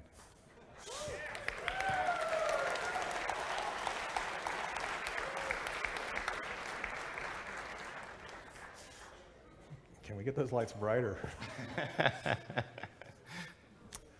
Okay, so hi, I'm Tony Zervek, and I'm the Director of Persistent Universe for Star Citizen. Thank you.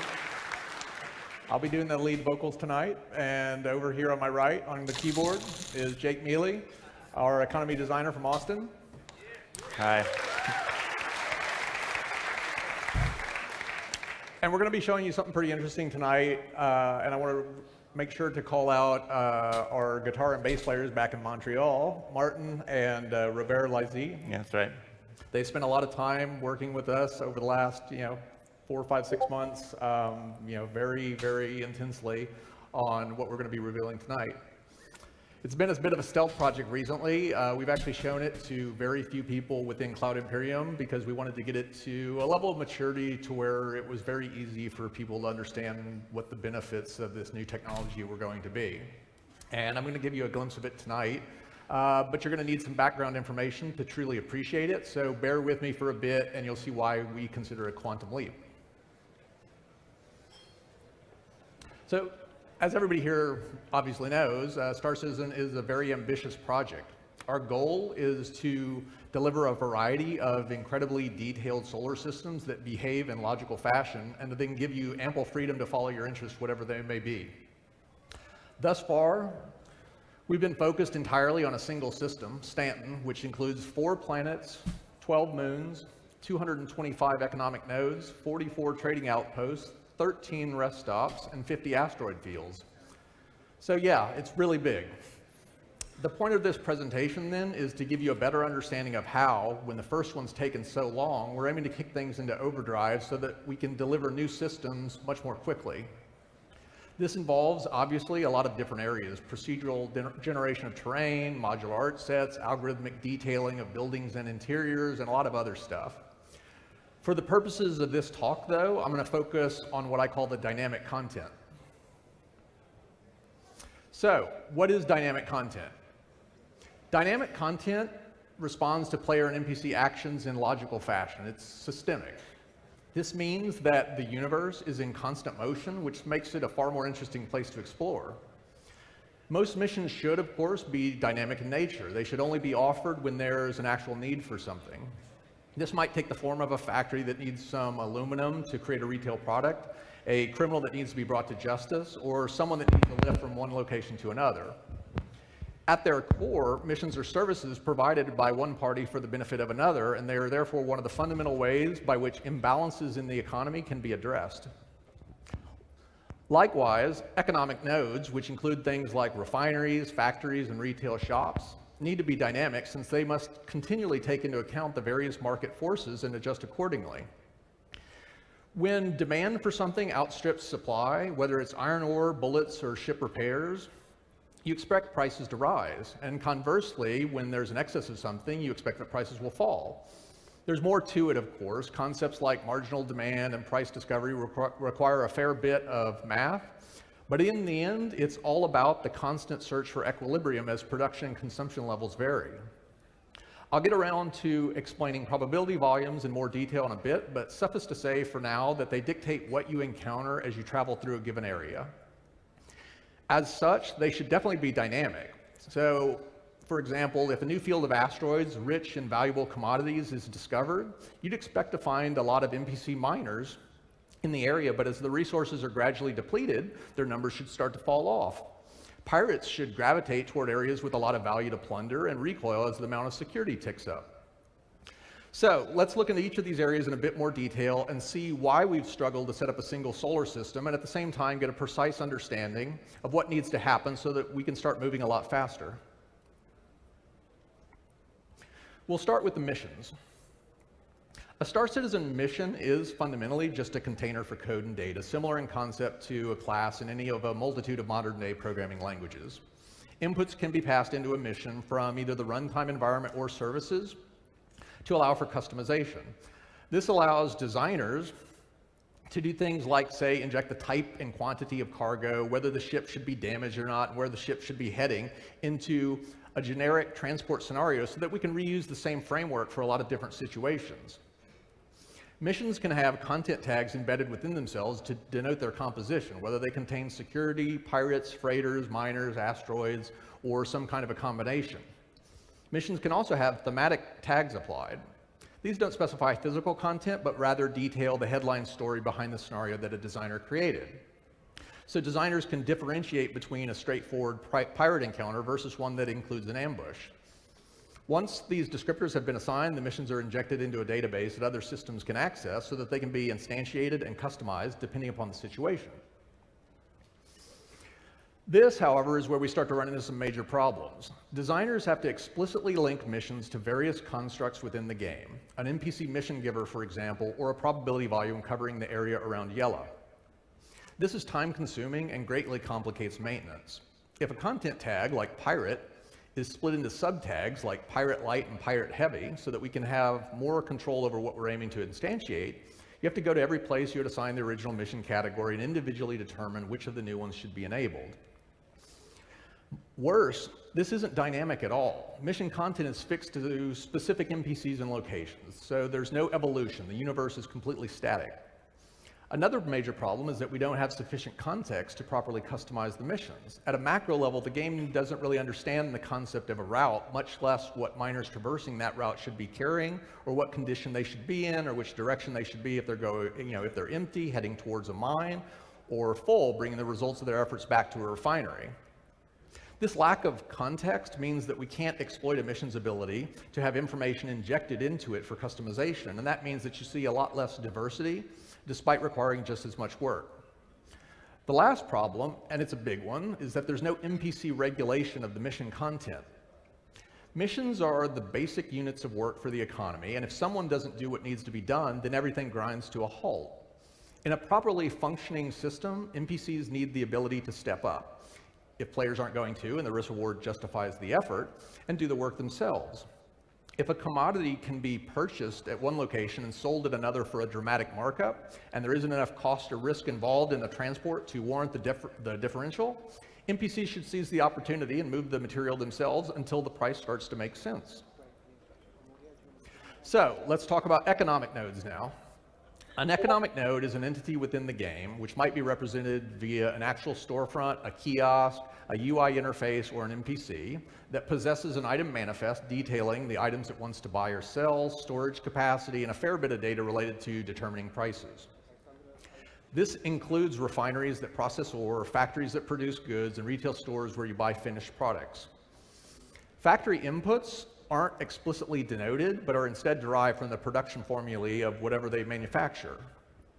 Prices, what economic nodes are willing to pay for their inputs, and what they want in order to sell, are determined algorithmically based upon the rate of change of their inventory versus the tangent of a pricing curve. This means that they're smart enough to, say, raise the price of what they're selling even when their inventory is low if they detect that they're being resupplied at a sufficient rate to get where they want to be in a reasonable amount of time. So clearly there's some dynamism happening here, which is fantastic. Unfortunately, that's where the good news ends.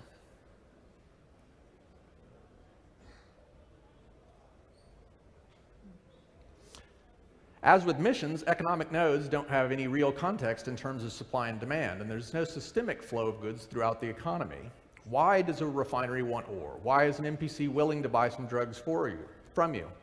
Where does the shop get the goods that it's selling? Right now, the answer to all these questions is the same. We fake it. Economic nodes conjure up their own supply and demand out of thin air. If a node is designated as wanting to purchase a particular item, for example, designers dictate a formula that describes how that inventory will be gradually burned off so that they want more.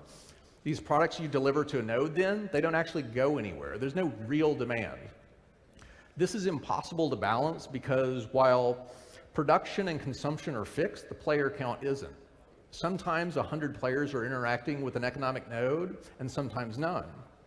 And I mention this because behind the scenes, at the economic level, all of the players, despite being on different servers, really are connected to one single system.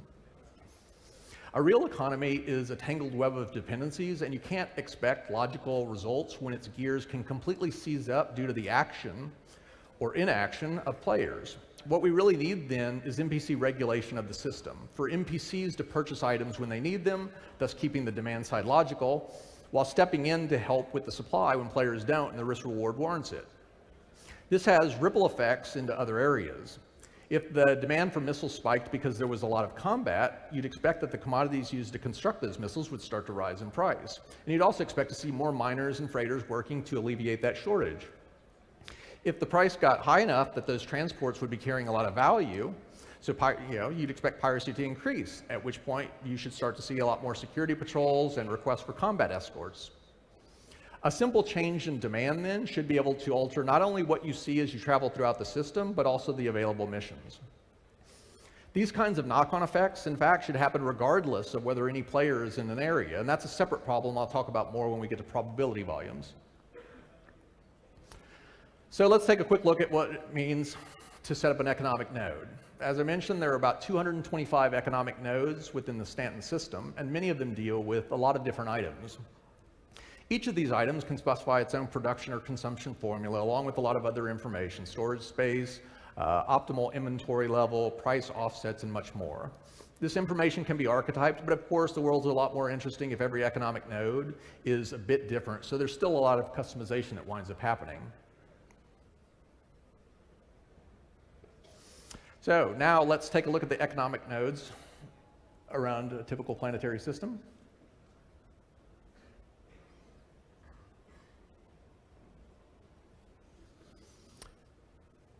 And finally, let's take a look at the economic nodes around the entire Stanton solar system. That's a tremendous amount of data to set up and maintain as we're routinely adding new items and changing prices. And the worst part is that it's all extremely rigid. There's no way to have an economic node increase how much of something it produces or consumes because those things are attached to formulae that have no understanding of external events. So right now, designers try their best to brute force this stuff, to make it feel like it's a systemic world, even if it's not. If an area is configured to have a lot of pirates, they increase the price offsets and demand for goods at nearby nodes. If the number of pirates is subsequently decreased, or maybe more security is added to the area, then the nodes are updated to reflect that fact. It's a ton of work, and while this sort of hand tweaking does yield something that feels vaguely logical, if static, it's definitely not a real solution, and it doesn't even begin to address the major problems. Now we come to the last of the major areas for which I wanted to illustrate the problems that we currently face. So, what is a probability volume? A probability volume is an area of space that contains information detailing what you should see as you pass through the area. It's an optimization of sorts in that it allows us to achieve a desired effect, a certain number of pirates in an area, or a particular likelihood of encountering a freighter filled with iron ore, without having to burn a lot of computational horsepower simulating things when there are no players around to see it. This is accomplished via linking mission content tags to probability curves that span all or part of the expanse of the volume.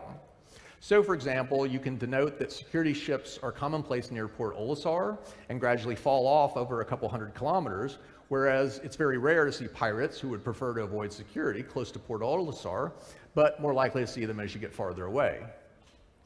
There are quite a few different types of curves denoting, because until a player actually accepts one of these missions and heads to that location, there are a variety of probabilities. I think some of our notes got screwed up here. Anyway, so one of the more interesting types of curves is the spoofing curve, which allows missions to skirt the normal rules, requiring that they can only be created in the proximity of a player.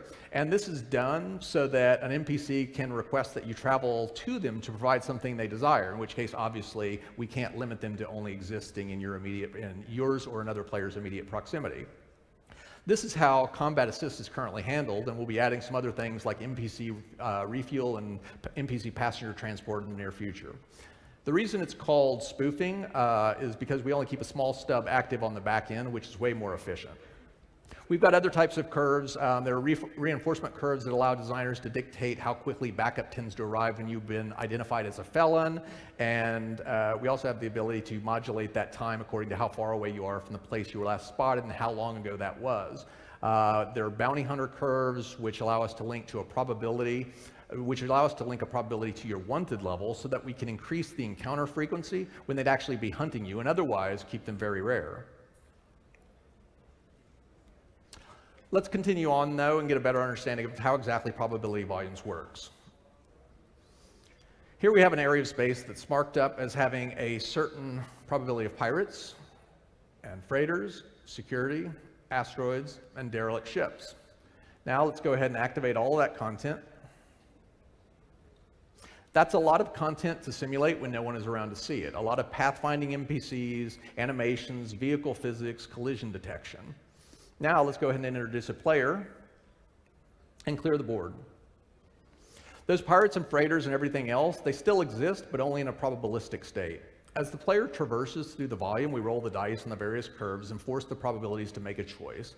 Does that content exist at that location or doesn't it? Here, the player gets a hit from the asteroid probability.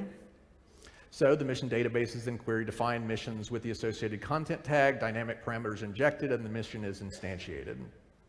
And now a bit later, the player trips the freighter probability and then eventually runs into a pirate. The key point here is that much of the world exists as a superposition of probabilities until a player gets sufficiently close that the wave functions collapse, at which point we instantiate them and start simulating the full-blown entities. One of the quirks with probability volumes is that they usually represent a variety of low-frequency events. Space is big after all, and even in a pretty heavily populated area, you shouldn't be running into other ships all that often. The problem is that the likelihood of multiple events happening simultaneously is a product of their probabilities, meaning that it's very unlikely you'd ever see two or more at the same time. So let's go ahead and see what this means in practice. Here's a player traversing a probability volume. He makes it through a good part of it before the freighter's probability curve determines that an encounter has occurred, at which point the probability volume queries the mission database with the freighter tag and instantiates a compatible mission. The player continues on, and shortly thereafter, the pirate's probability curve indicates a hit, which triggers another lookup into the mission database.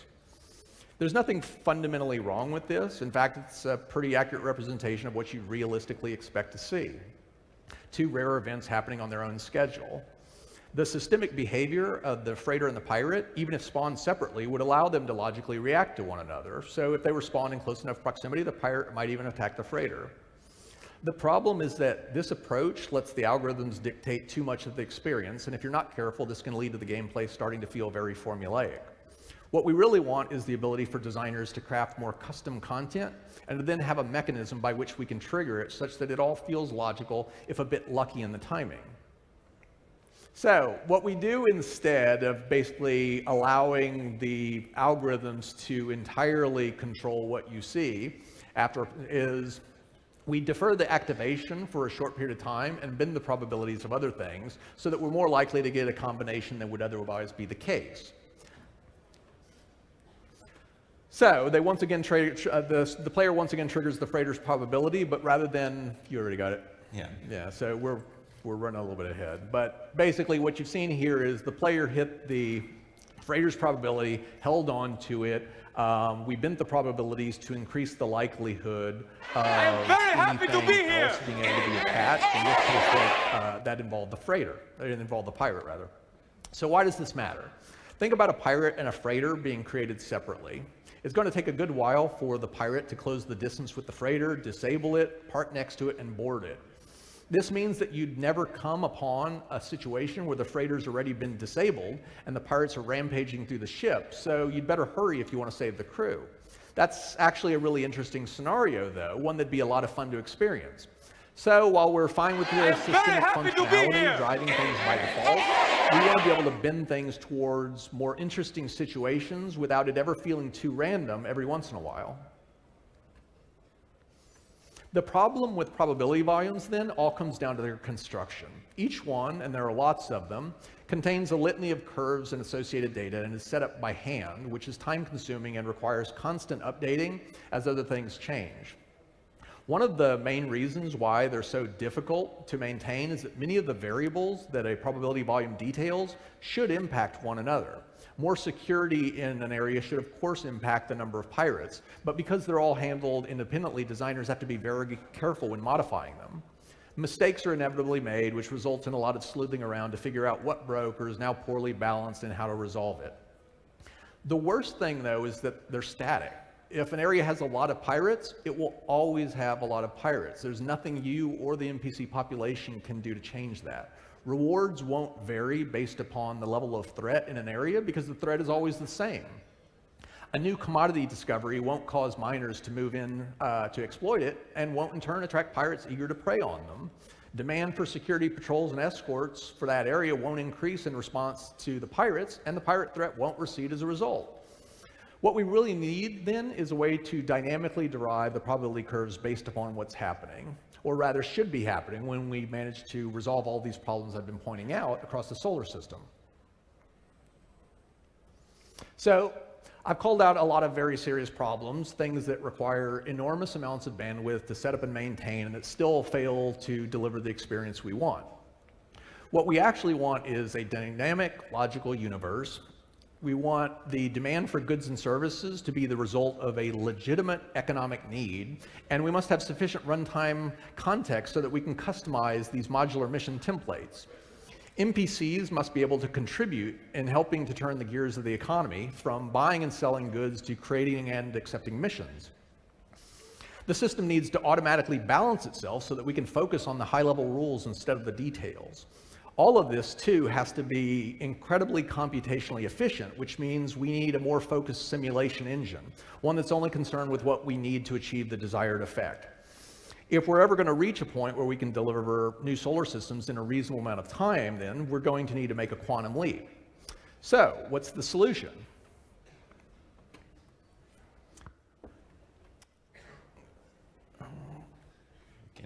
Yeah, I'm supposed to flip. We'll flip over to the end there. Yep, let's go ahead and flip the screens.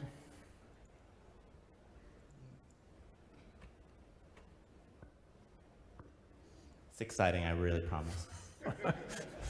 There we go. Yeah, there it is. So this is quantum, and I know what you're thinking, and I've seen this before.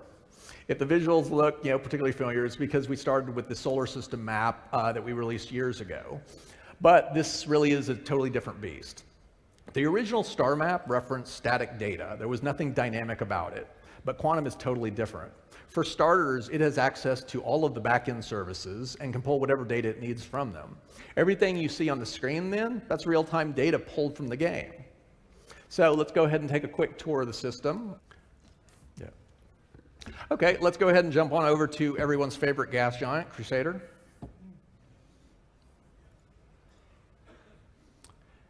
And in the background there, you can see Port Olisar. Let's go ahead and bring that up. Now, I mentioned that we're connected to all the real-time data. Let's go ahead and see what the players are up to.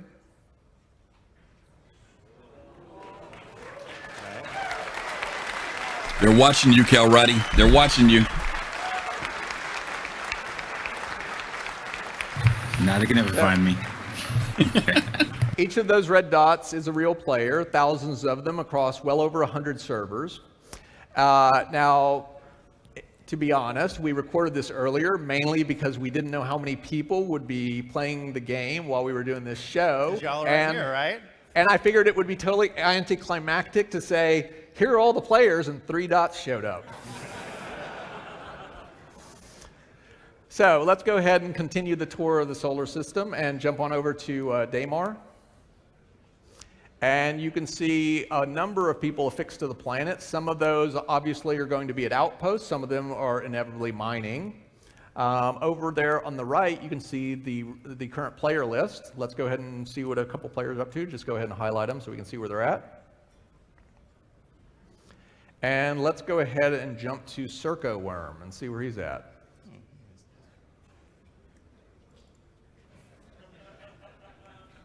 It looks like he's in Loreville.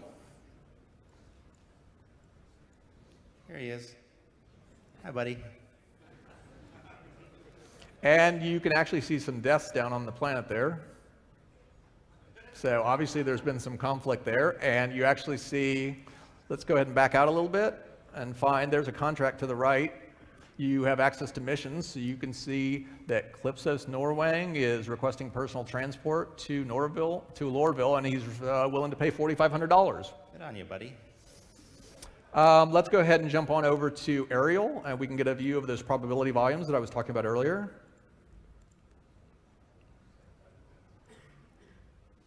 And so what you're seeing here, as I mentioned, there are a variety of different types and lots of different content and thematic tags for all these things. So you can see everything from the default tags, you can see the security reinforcement tags, the bounty hunter tags, the spoofing tags. There are a number of these. We'll be adding more. In general, what it's doing is, as I mentioned, it's basically representing things in probabilistic state because it's too expensive for us to fully simulate them. Now let's go ahead and jump over to a shop. Let's check out the Hicks Research Station that's on Cellin. Yeah, we've got to go over to Crusader.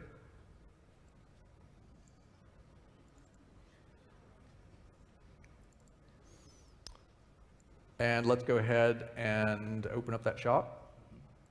Oh, look, here's... Yep, there's Outpost Korea, and you can see that there's a lot of death around there. And over on the right at the Hicks Research Station, you can see all the things that it buys and sells and what those prices have been doing over time. Now, I suspect I know what you're thinking at this point. This is all very cool, but it doesn't really solve any of the fundamental problems that I mentioned earlier, and that's totally true. So let's clear the board and get to that.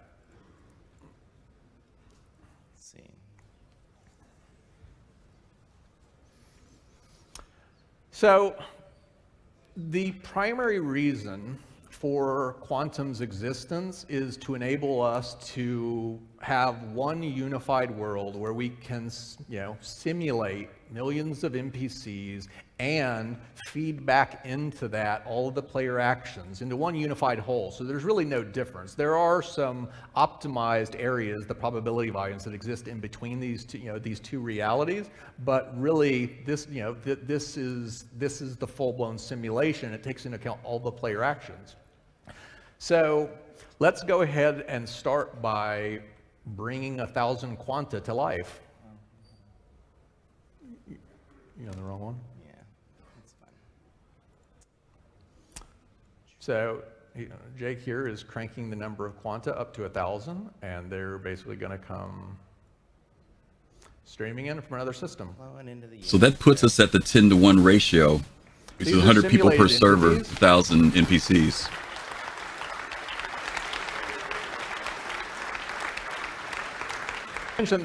The real significance of this is when you're talking about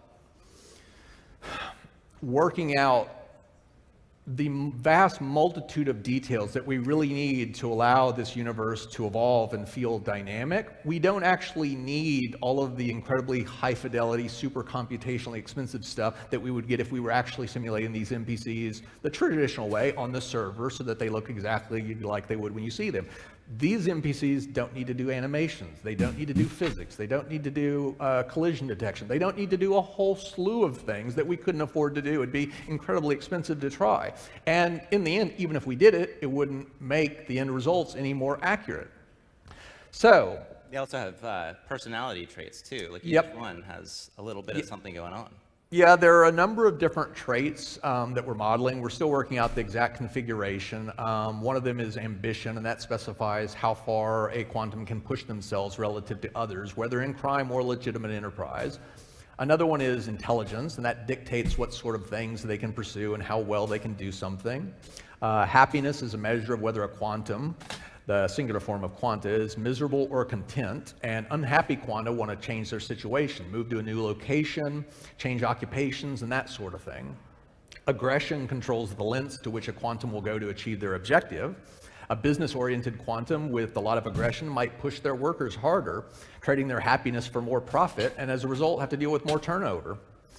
And lastly, criminality, that determines the amount of criminal behavior that a quantum will consider.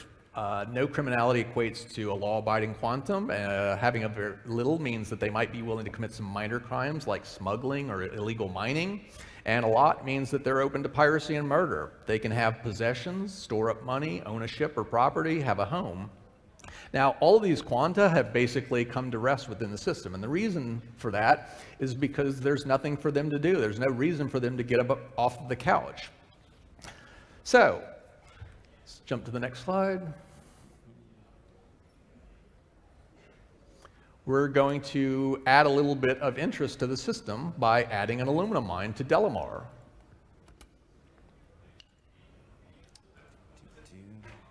So we've now injected a mine onto Delamar, and yet you see the quanta still refuse to do anything. And that's because there's no economic reason for them to do it. There's nothing to do with the ore that they could go and extract. Let's go ahead and open up that card, though. So that card represents the mine on Delamar, and you can see a couple of stats towards the top, quantity and purity. And what these are is basically telling you how much of that material is in that mine, and purity is to some degree a measure of concentration. It effectively details how easy it is to extract it. There are a couple of parameters at the bottom that are temporary. Those will eventually be derived from those top two parameters, but for right now we can override it for some of the testing that we've been doing. So let's go ahead and jump to the next. So now we're going to go ahead and add an aluminum refinery to Crusader. And immediately you will see the quanta start springing to life. And what's happening is they've all figured out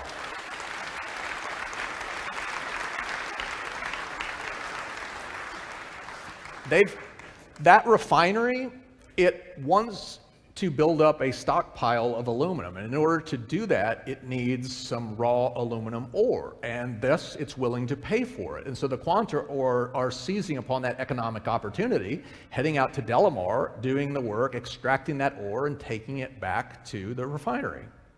And this will continue until it's full. So let's go ahead and open that card up again, and we can watch the refined aluminum ore gradually build up.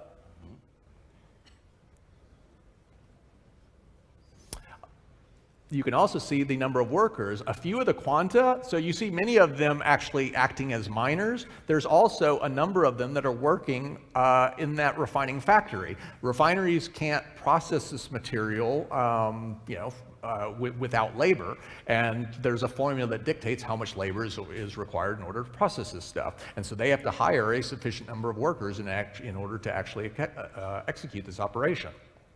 And so this would continue for quite a while. Let's go ahead and speed up the simulation a bit. And go ahead and keep watching the aluminum inventory.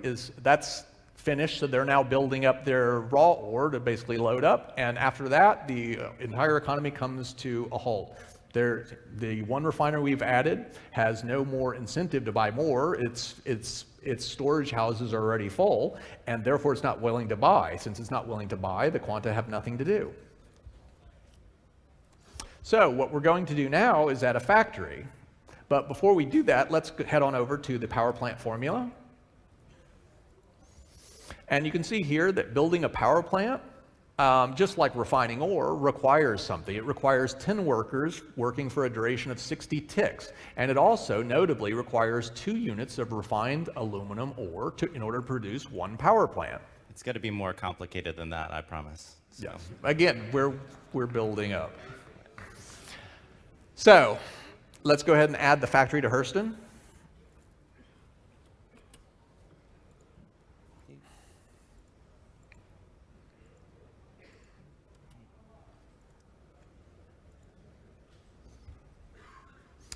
You gotta slow down. There's the old star map we all miss. Down. And so once again, you see the economy spring to life. And so now you've actually got two different tiers going. The factory, let's go ahead and open up the factory. The factory, just like the refinery, needs workers in order to build these power plants. It also needs refined aluminum. So now you've got multiple things going on. The factory is willing to buy refined aluminum. Someone has to transport that aluminum from Crusader to Hurston. So some of the Quanta are basically working, they're basically working as freighters to move that, to move that product from one location to another. Some of them were working at the factory on Hurston. Some of them were working at the refinery on Crusader. Some of them are heading back to Delamar to actually do more mining. So you've got an entire little, economic cycle going here. However, it's going to wind up coming to a dead end here. Let's go ahead and accelerate it again, just like what we saw before, because eventually the factory fills up all of its warehouses. It can't take any more. It therefore has no more, it has no more need for refined aluminum. That will eventually shut down the refinery, which will in turn eventually kill off the miners.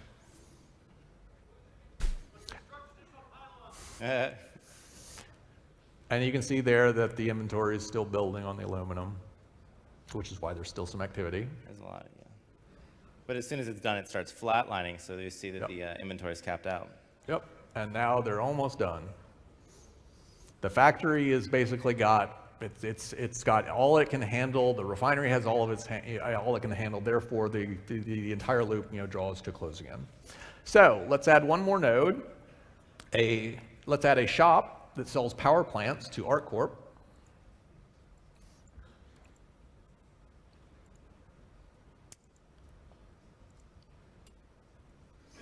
Slow it down again.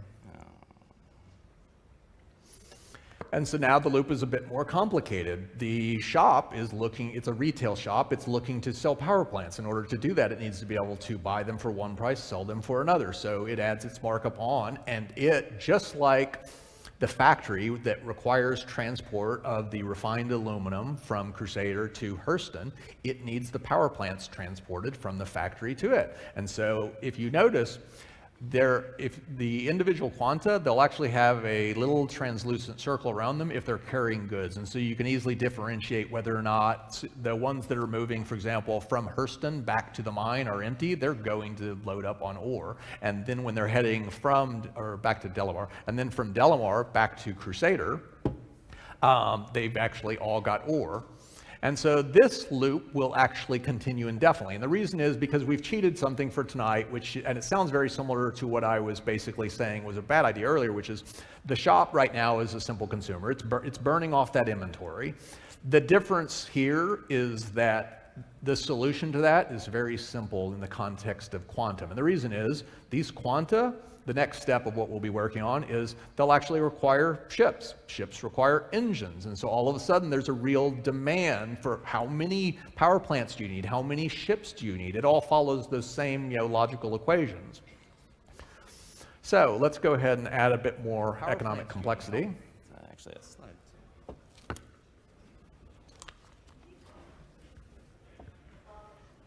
So thus far we've shown a very basic economic loop. One commodity, one refinery, one factory, and one retail shop. The real world, of course, is far more complicated. You'll have lots of different commodities, refining and production nodes, retail shops, and of course players in quanta competing against one another for a limited supply of goods and services.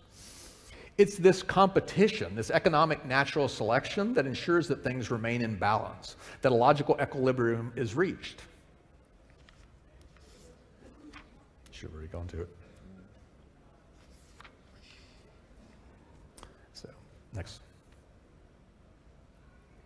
So,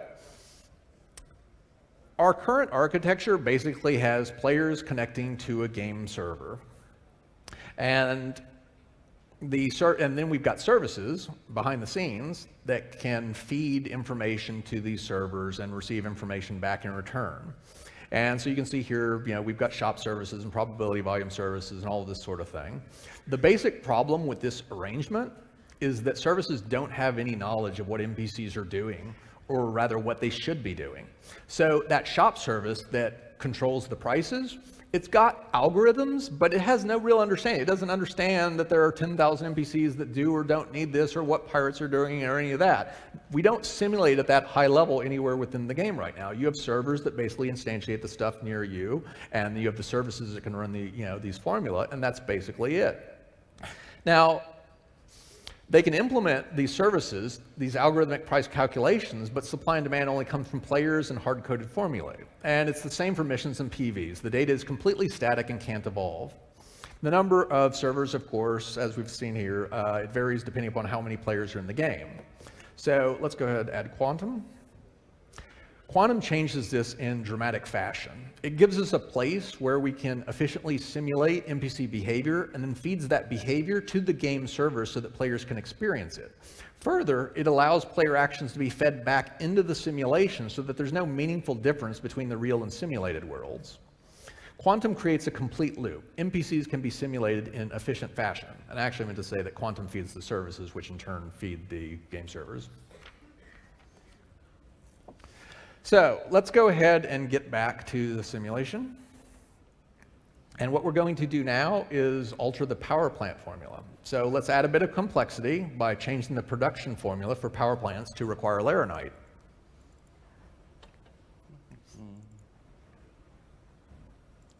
We're gonna add some. We need to change. No, we need to change the production formula. No, we gotta change the. We're gonna add laranite first. Oh, right. Yeah. Okay. Yeah, we do want to add the new mine first. So we're going to add a laranite mine to Walla. And then we want to go ahead and add a refinery for this laranite. We'll add that to the Hurston L3.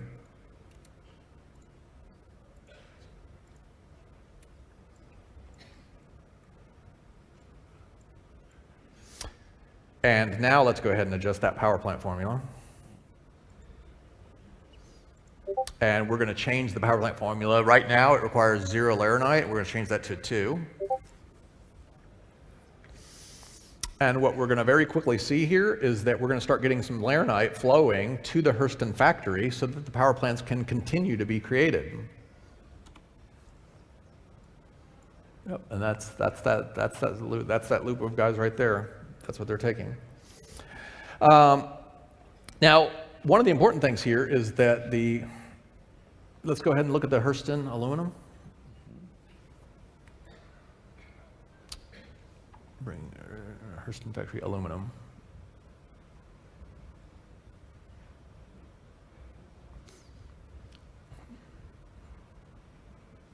Now, what wound up happening there is it was very low for a period of time, and that's because they were actually burning off that aluminum inventory as fast as they could get it. And the reason why you see that spike there in the aluminum inventory is because as soon as we altered the formula so that power plants now require laranite, they were still receiving from all these freighter transports. They still had aluminum coming in, but they could no longer produce power plants. So it stalled, and then all of a sudden they started stockpiling. And then when you see that the aluminum started falling, that's because finally they started receiving supplies of laranite, and they were able to resume the production process. And so all of a sudden, their aluminum started getting burned off at a natural rate.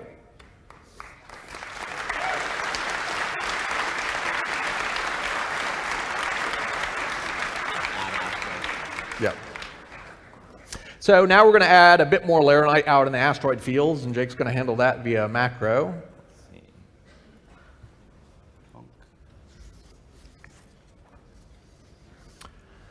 And now let's go ahead and increase the supply of aluminum and see what happens. So we're going to add a few new mines. So let's add an aluminum mine to Cellin first.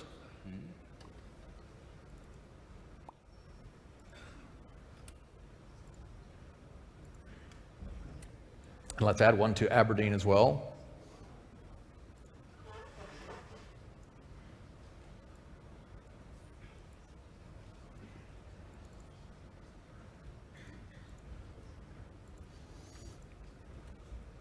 And lastly, we're going to do Lyria. And if you remember, we already have an aluminum mine on Delamar.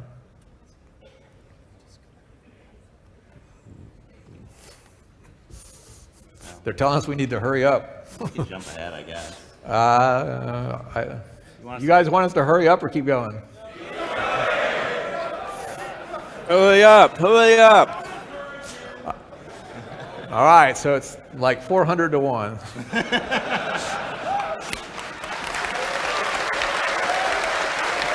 to 2. I'm here. Let's add a couple more aluminum refineries as well to the Crusader L4 and ArcCorp L1.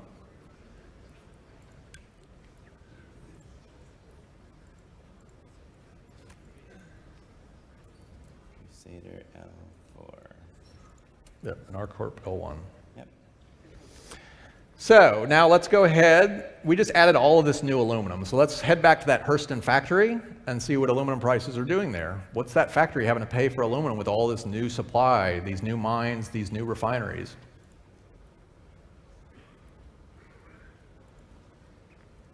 And there you see that the price is starting to fall off.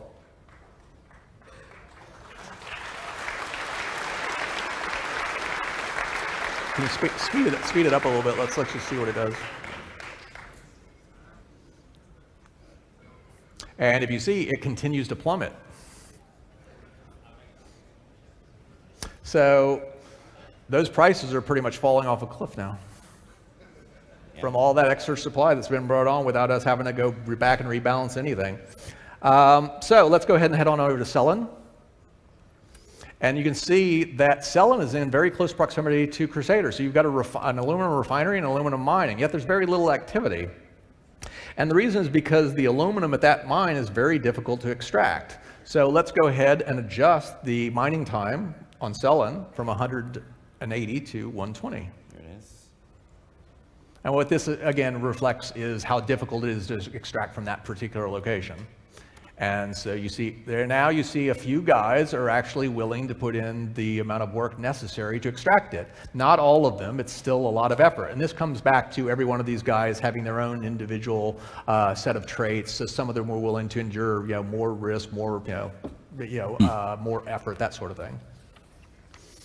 So let's go ahead now and increase the laranite consumption. Hurry up a little bit. You can jump ahead to the. Let's just go with normal pace. All right. There you go. So let's make the laranite more difficult to work with and more rare and see what happens there. So we're going to adjust the global laranite refining time from 60 to 120. We're adjusting the time on Walla to be. We're going to do both. The global refining time, we want to take it to 60 to 120. And Walla's extraction time goes from 60 to 180. That's right. Who's on fine? 60 to 120. No. Laranite. So what we've just done is basically make it more time consuming, more difficult to refine it, and we've basically made it more difficult to pull it out of the ground. So let's go ahead and apply a macro also to reduce the default purity of laranite from 50 to 16%, which means that refineries are going to need more ore to produce the same amount of refined product. Reactive. And now let's go ahead and take a look at the laranite prices on the Hurston factory. So we just did 3 different things to make it considerably, more expensive for laranite to be utilized. Speed up that time. And you speed it up, and you can see that laranite prices are going up. It looks like they're starting to skyrocket. This could be a complete economic disaster. If you notice, they're just going up, up, up. So what we're going to do now to bring that back into control is let's go adjust the power plant formula to compensate a bit. So let's adjust it from, instead of 2 laranite, let's change it to 0.1. So we just reduced the amount of laranite needed in the economy by 95%. And let's head back and check out the prices again.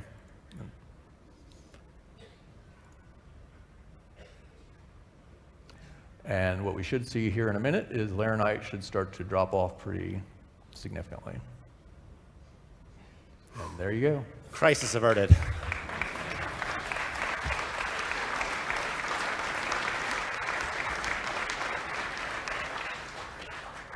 And this will continue to drop if we watch it. You always get a little bit of turbulence because you've already got contracts set up and stuff. Right. Go ahead and leave it in. I want to see it drop a little bit more. We all want to see it, Tony.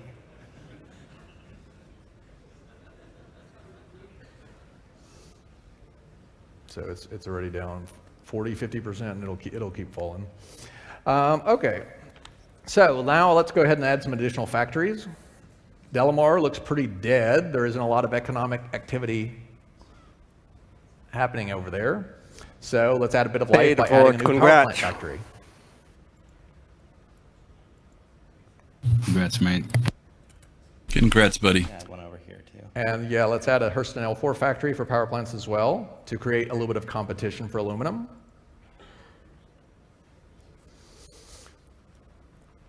And then let's head on over to Hurston factory, and let's check out their workers. You notice that their workers are falling off a cliff. What is happening? Well, we just opened up a new power plant factory, and they're getting offered better wages from another place. And so,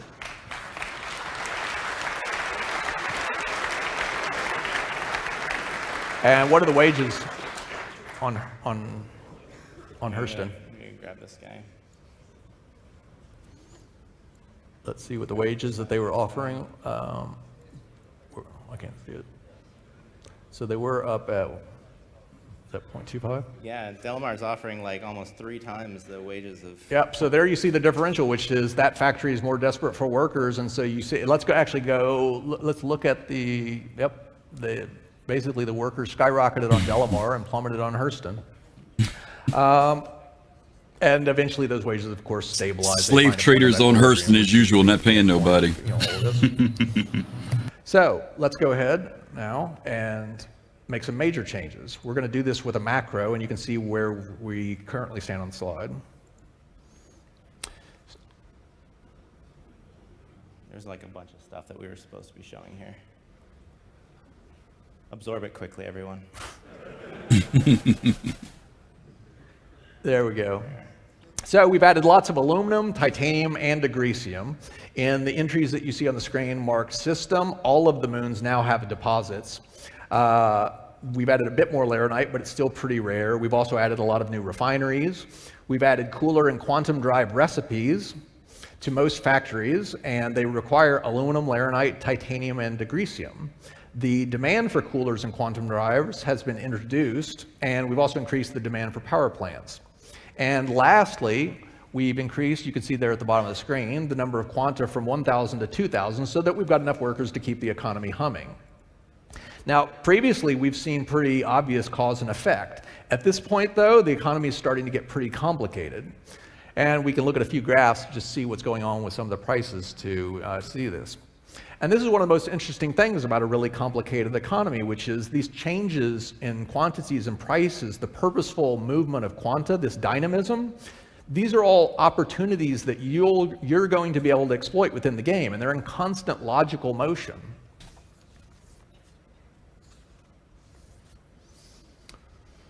So let's hit the next one. Be a shame if somebody came to steal from these people, huh? Yep, we'll bring up the slide. Huge shame. Oh, okay. You gotta bring the slide. All right, so now we've introduced some pirates.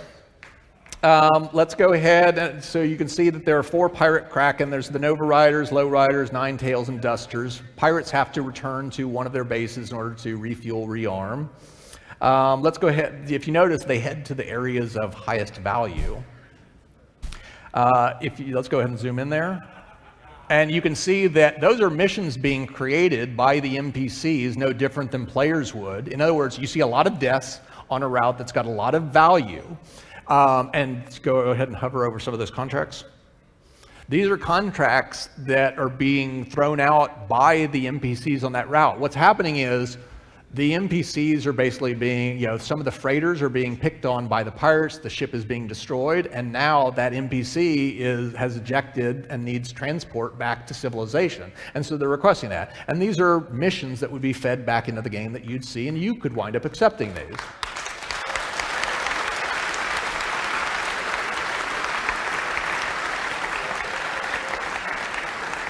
let's go ahead and take a look at Hurston, the coolers and quantum drives. Check this out. This is where they're operating out of, you guys. All right.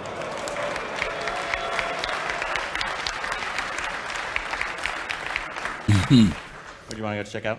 The Hurston. Let's look at what happened to the cooler and quantum drives. Oh, yeah. So since we've now got a lot of pirate activity on that route, we want to see what's happening to the cost of some of those goods.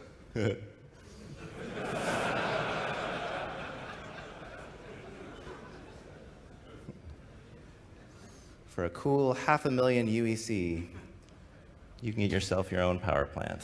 I can barely see that.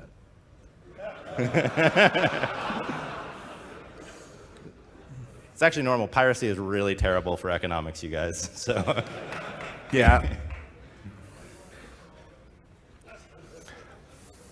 So let's go ahead now. You can really see it over at the coolers where it started at like a really reasonable thing. Like yeah, that's pegged. It's the scale. So basically, they were down around 1,000, 2,000, and now they just absolutely skyrocketed in price because so many of the freighters moving, whether it's supplies or moving, the finished product from one location to another, are now being intercepted. And these quanta, as I mentioned earlier, it's like they have various traits, and some of them are very risk averse, and they won't go down routes where there's a significant chance of death. And so to counteract some of this danger, let's go ahead and bring in someone to fight the pirates. So here comes some security. And what you'll notice is that security is drawn to areas of conflict where there's a lot of deaths and such. So they're going to wind up gravitating towards those areas where there's a lot of piracy. And there you can see them. Go ahead and over. Go speed it up a little bit, not 200. It's 200 too fast. It's difficult to tell what's going on.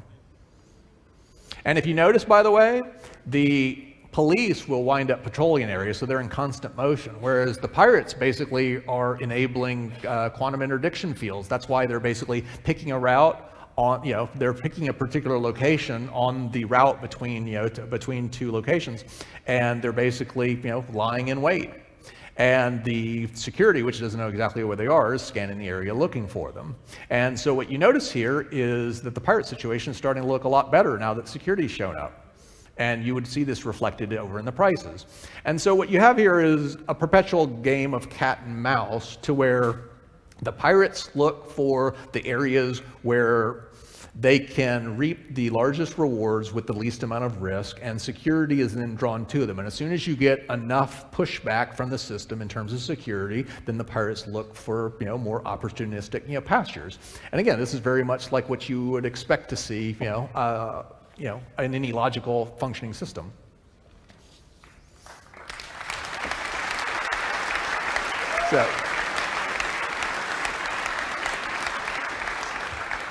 So let's go ahead and turn on the grid.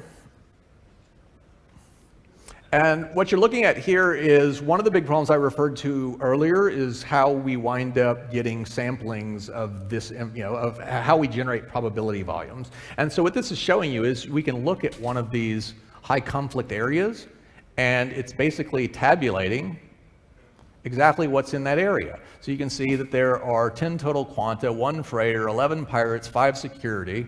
It also shows you the total value being transported. You know exactly what's going down that route. Let's take a look at a few other locations.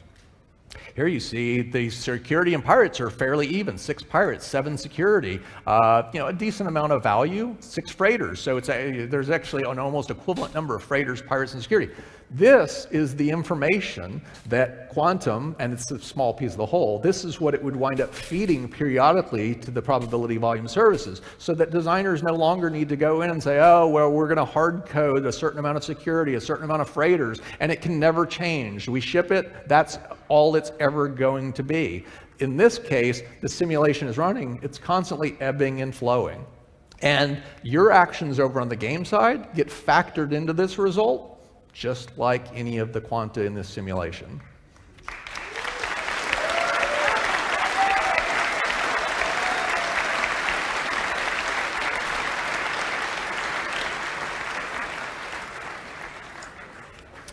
So for years we've had just the back-end services and the game servers. And the fundamental problem was that we didn't have a single area where the entire game could be simulated, where NPCs could request goods and services because they have a legitimate economic need and could vie with players to provide those things. We didn't have a way for this activity to determine what you see as you wander around the universe, thus eliminating the need to spend enormous sums of effort configuring vast quantities of static data that could never deliver the dynamic experience we really wanted. Quantum solves all of these issues. It also provides us with a lot more context, which means that concepts not previously understood, like how much risk there is in taking an item from point A to point B, can now be easily calculated. Information like this is vitally important to the price discovery machinery, and as I spoke about earlier, in a properly functioning economy, such things can and will generate a lot of ripples. We also get the information necessary to properly customize mission content, meaning we can deliver a lot more environmental and mission diversity without having to do any more work. I've covered a few of the large areas that quantum will impact, but the effects will be felt far wider. How many NPCs you see at a landing zone, for example, and what they're doing can now change over time. Manufacturing towns might boom and bust depending upon how much commerce is passing through them at any given moment. NPCs can grow and evolve separately from their interactions with players into powerful bosses potentially, and you'll be able to witness their growth in lots of different ways. Criminal NPCs with a price on their head can move around the universe just like a player, making trying to catch them that much more fun. We've got a lot more work to do before Quantum is ready for integration with the rest of the game, but it's one of the last big steps in setting us up for a completely dynamic and systemic universe. Thanks for listening.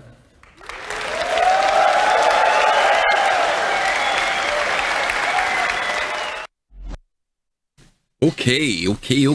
Lots of stuff here. Look at fastcart and and Kalrati are both sitting there like, you awake? Their eyes are glazed. I'm awake. Their eyes are glazed and everything. FC, I'll go to you first. Yeah, I know you've seen this before. You were around back when this came out. What are your general thoughts after, kind of seeing this whole thing? I know we talked about this was tied into Quanta, but you saw how Quanta was tied into the whole thing of the economy. That's why we want to focus in on that today. So, FC, any thoughts? Before I get into that, I just want to say it's different watching this outside of CitizenCon and some random point in the year, because I need to ramp up to get to a Tony D presentation. I need some cool ship, cool planets, and some moon first before I dive into this. Because I remember the first time I watched this, I was like, okay, this is cool, and I was keeping up with it. This guy coming into cold, I'm like, yeah, okay. I know some of these words, but no. I going back to 2019, it refreshes my memory. But what caught me in this video was how he called this a basic economic loop.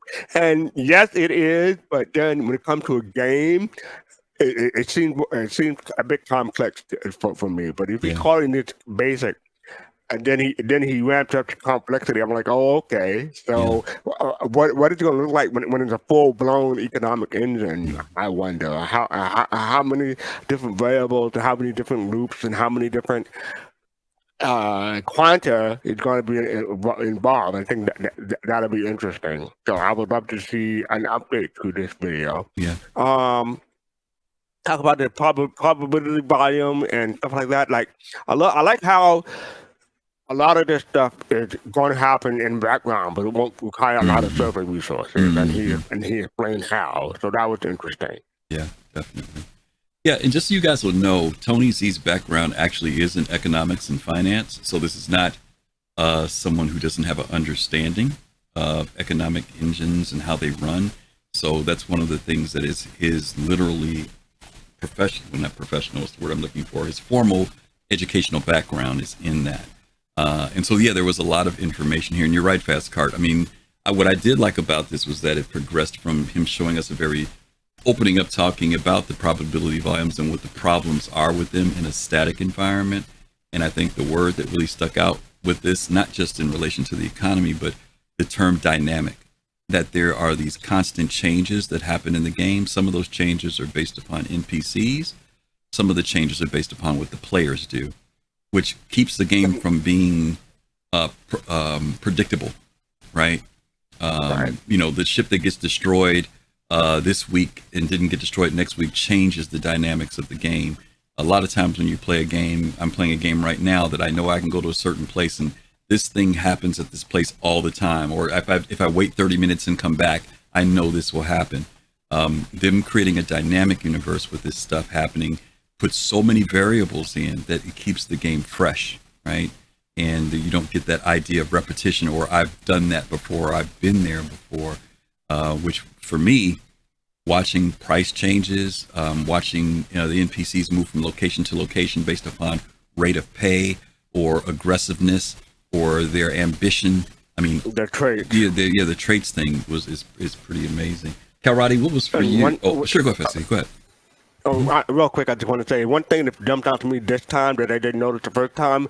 Tony G was building up to introducing quantum. He said quantum leap at least twice before he said what quantum was. I didn't notice that the first time I saw it. Yeah, that's it. And even now that has changed, right? Because now they've moved from the term quantum and quantum for confusion's sake to star sim, which is what they're shifting it to now for what they're calling this work that they're doing.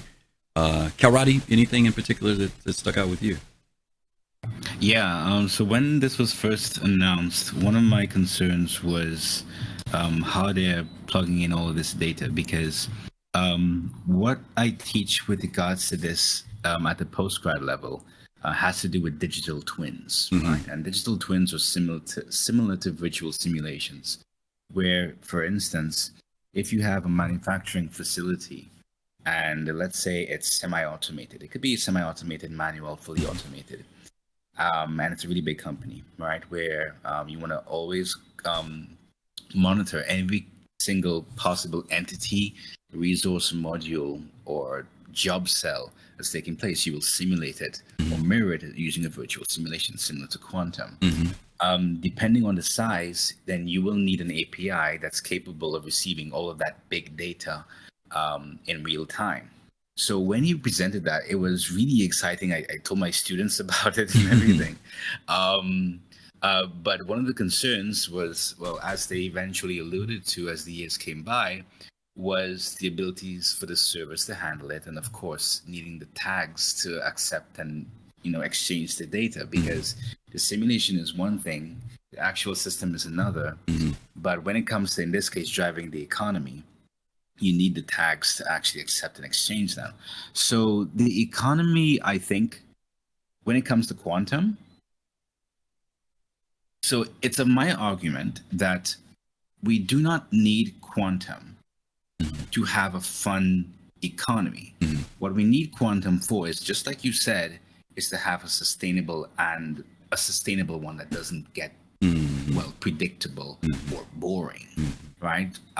For instance, just as how we were talking about in our original conversation, when it comes to someone achieving a high amount of alpha UEC and just sitting on that, to make that dynamic and fun even for them, that is where quantum comes in, or where it may come in, that the designers don't have to go back to the game all the time to artificially change demand, to artificially create kind of interest.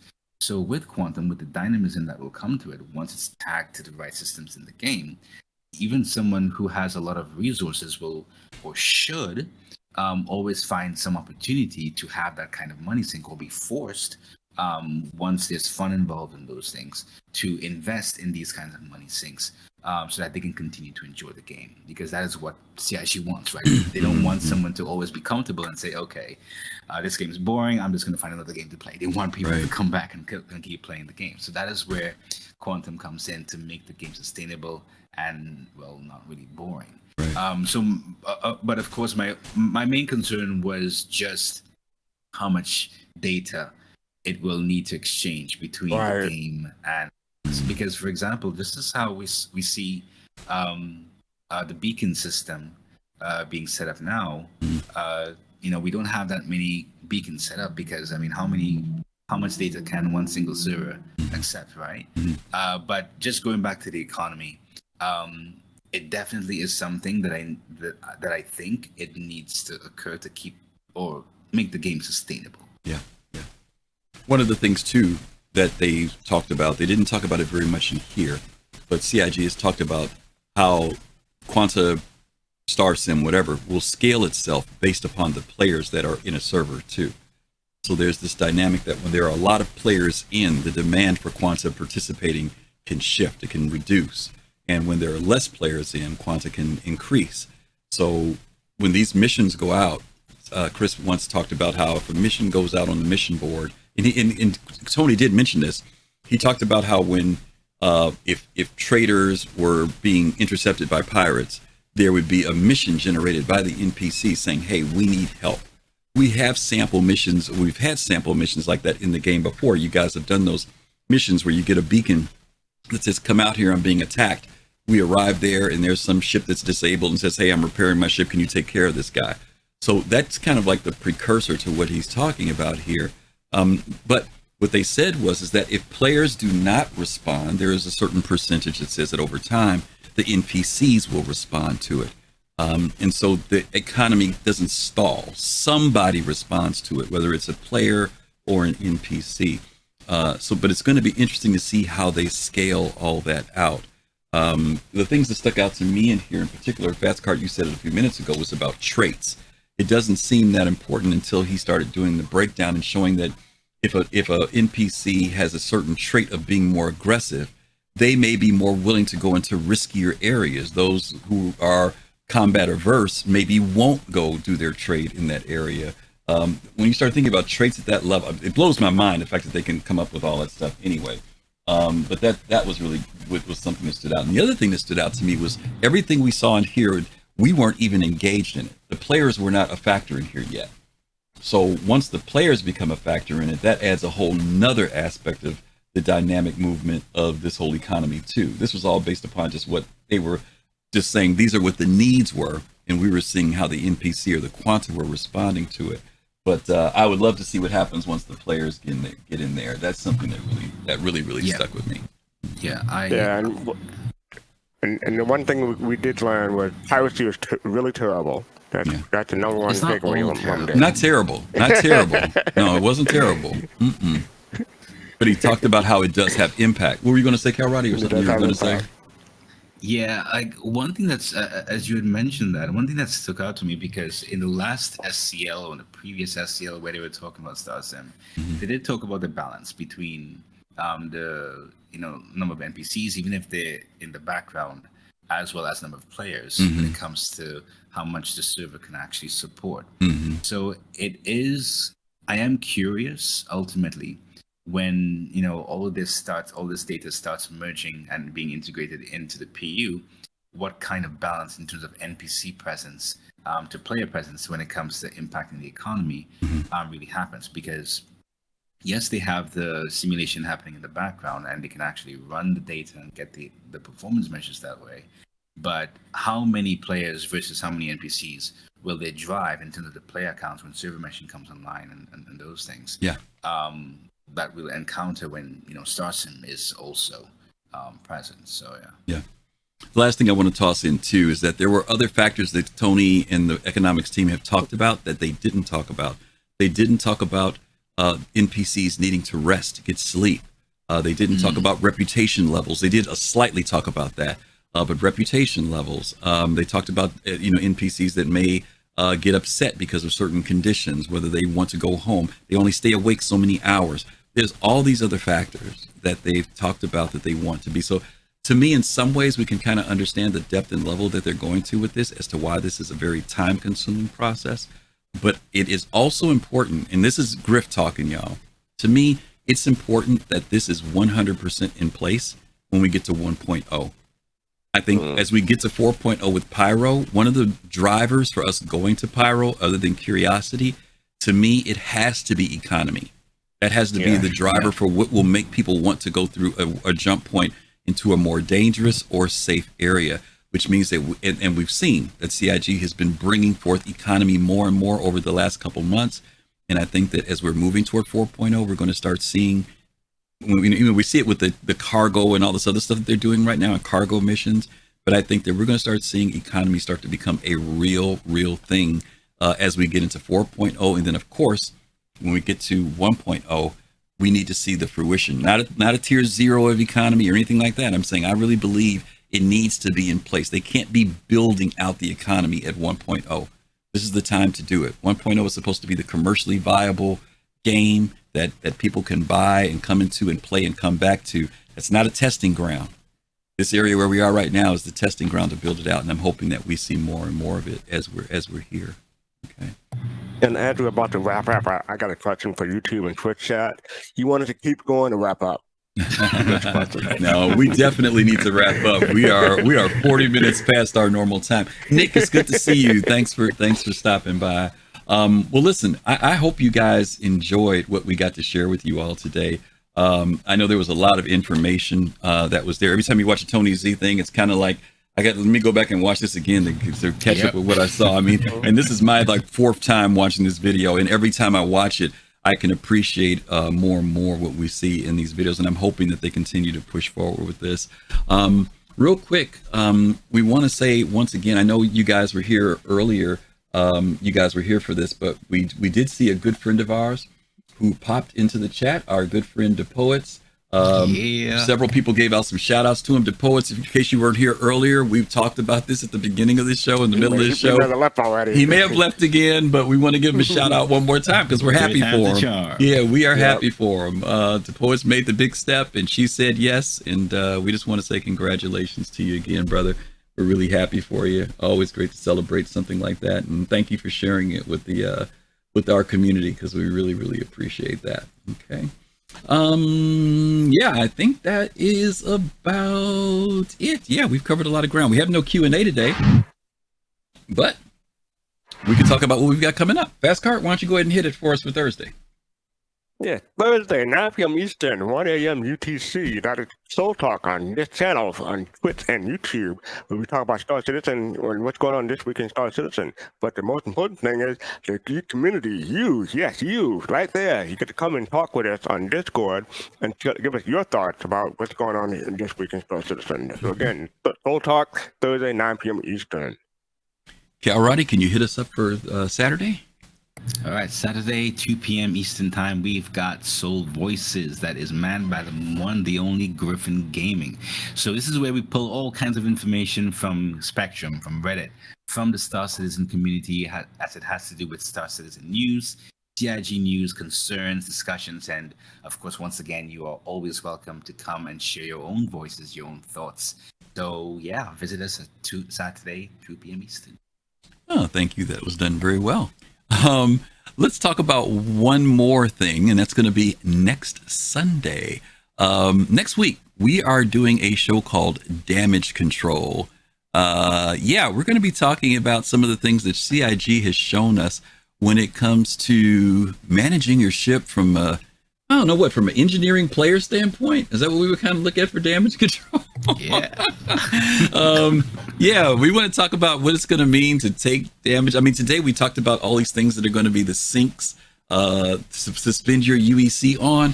Well, damage is definitely going to be one of those things. There may be sometimes you'll log out and one wing is missing from your ship, and you may come back and, well, I don't have enough money. I still have to fly this thing with one wing. Or maybe you have a fire breakout, right? Or maybe there's something else. You run out of fuses. I don't know. We're going to talk about, what does it mean in this game to take damage? What's going to be the impact on our gameplay? Because that's going to be a very real thing. And once again, yes, you will be coughing up the ducats when it comes to repair for your ship. So, yeah, have that reserve ready, or have that from the crucible. That thing in the background behind me, though. Oh my God, yeah. Yeah, your background is definitely there. So anyway, we're going to be talking about that. So hopefully you guys can join us for that on next Sunday at 7 p.m. Eastern time. Again, we're going to wrap it up. Thank you guys for hanging in here. We know it was a long show today, but a lot of good information. We appreciate everybody who subscribed. We are at how many where are we at now with our Twitch Fastcart? I can't see it right now. Reload. We're at 2,991, maybe 92. 91, I want to say. 91. All right, so we're 9 people away from reaching 3,000 followers. So yeah, you guys, if you haven't followed, please, we'd love to have you follow us. We really appreciate everybody who supported us, and we really appreciate you guys being with us here tonight. to both my good compadres, Fastcart and Kalrati. Thank you guys for pushing through tonight. Long show, but we appreciate you as always. It was nice being Captain Straight Fun for 30 seconds. It was for 30 seconds. I know, for 30 seconds. Anyway, we're going to get ready to get out of here. You guys have a great night. Stay safe. Take care of yourselves. We're going to be rating. I'm sorry, we're going to change up my raid here, Fastcart. We're going to go with Bahar Chan 24. Bahar Chan 24. Someone that we've never rated before, but we're going to go ahead and throw it over that way. So when you get there, if you like what you see, like and follow. Let them know that you came over from the Soul Citizens. And yeah, that's about it. We'll be talking to you guys real soon. Stay safe. Take care of yourselves. And as always, peace, love, and soul. See ya.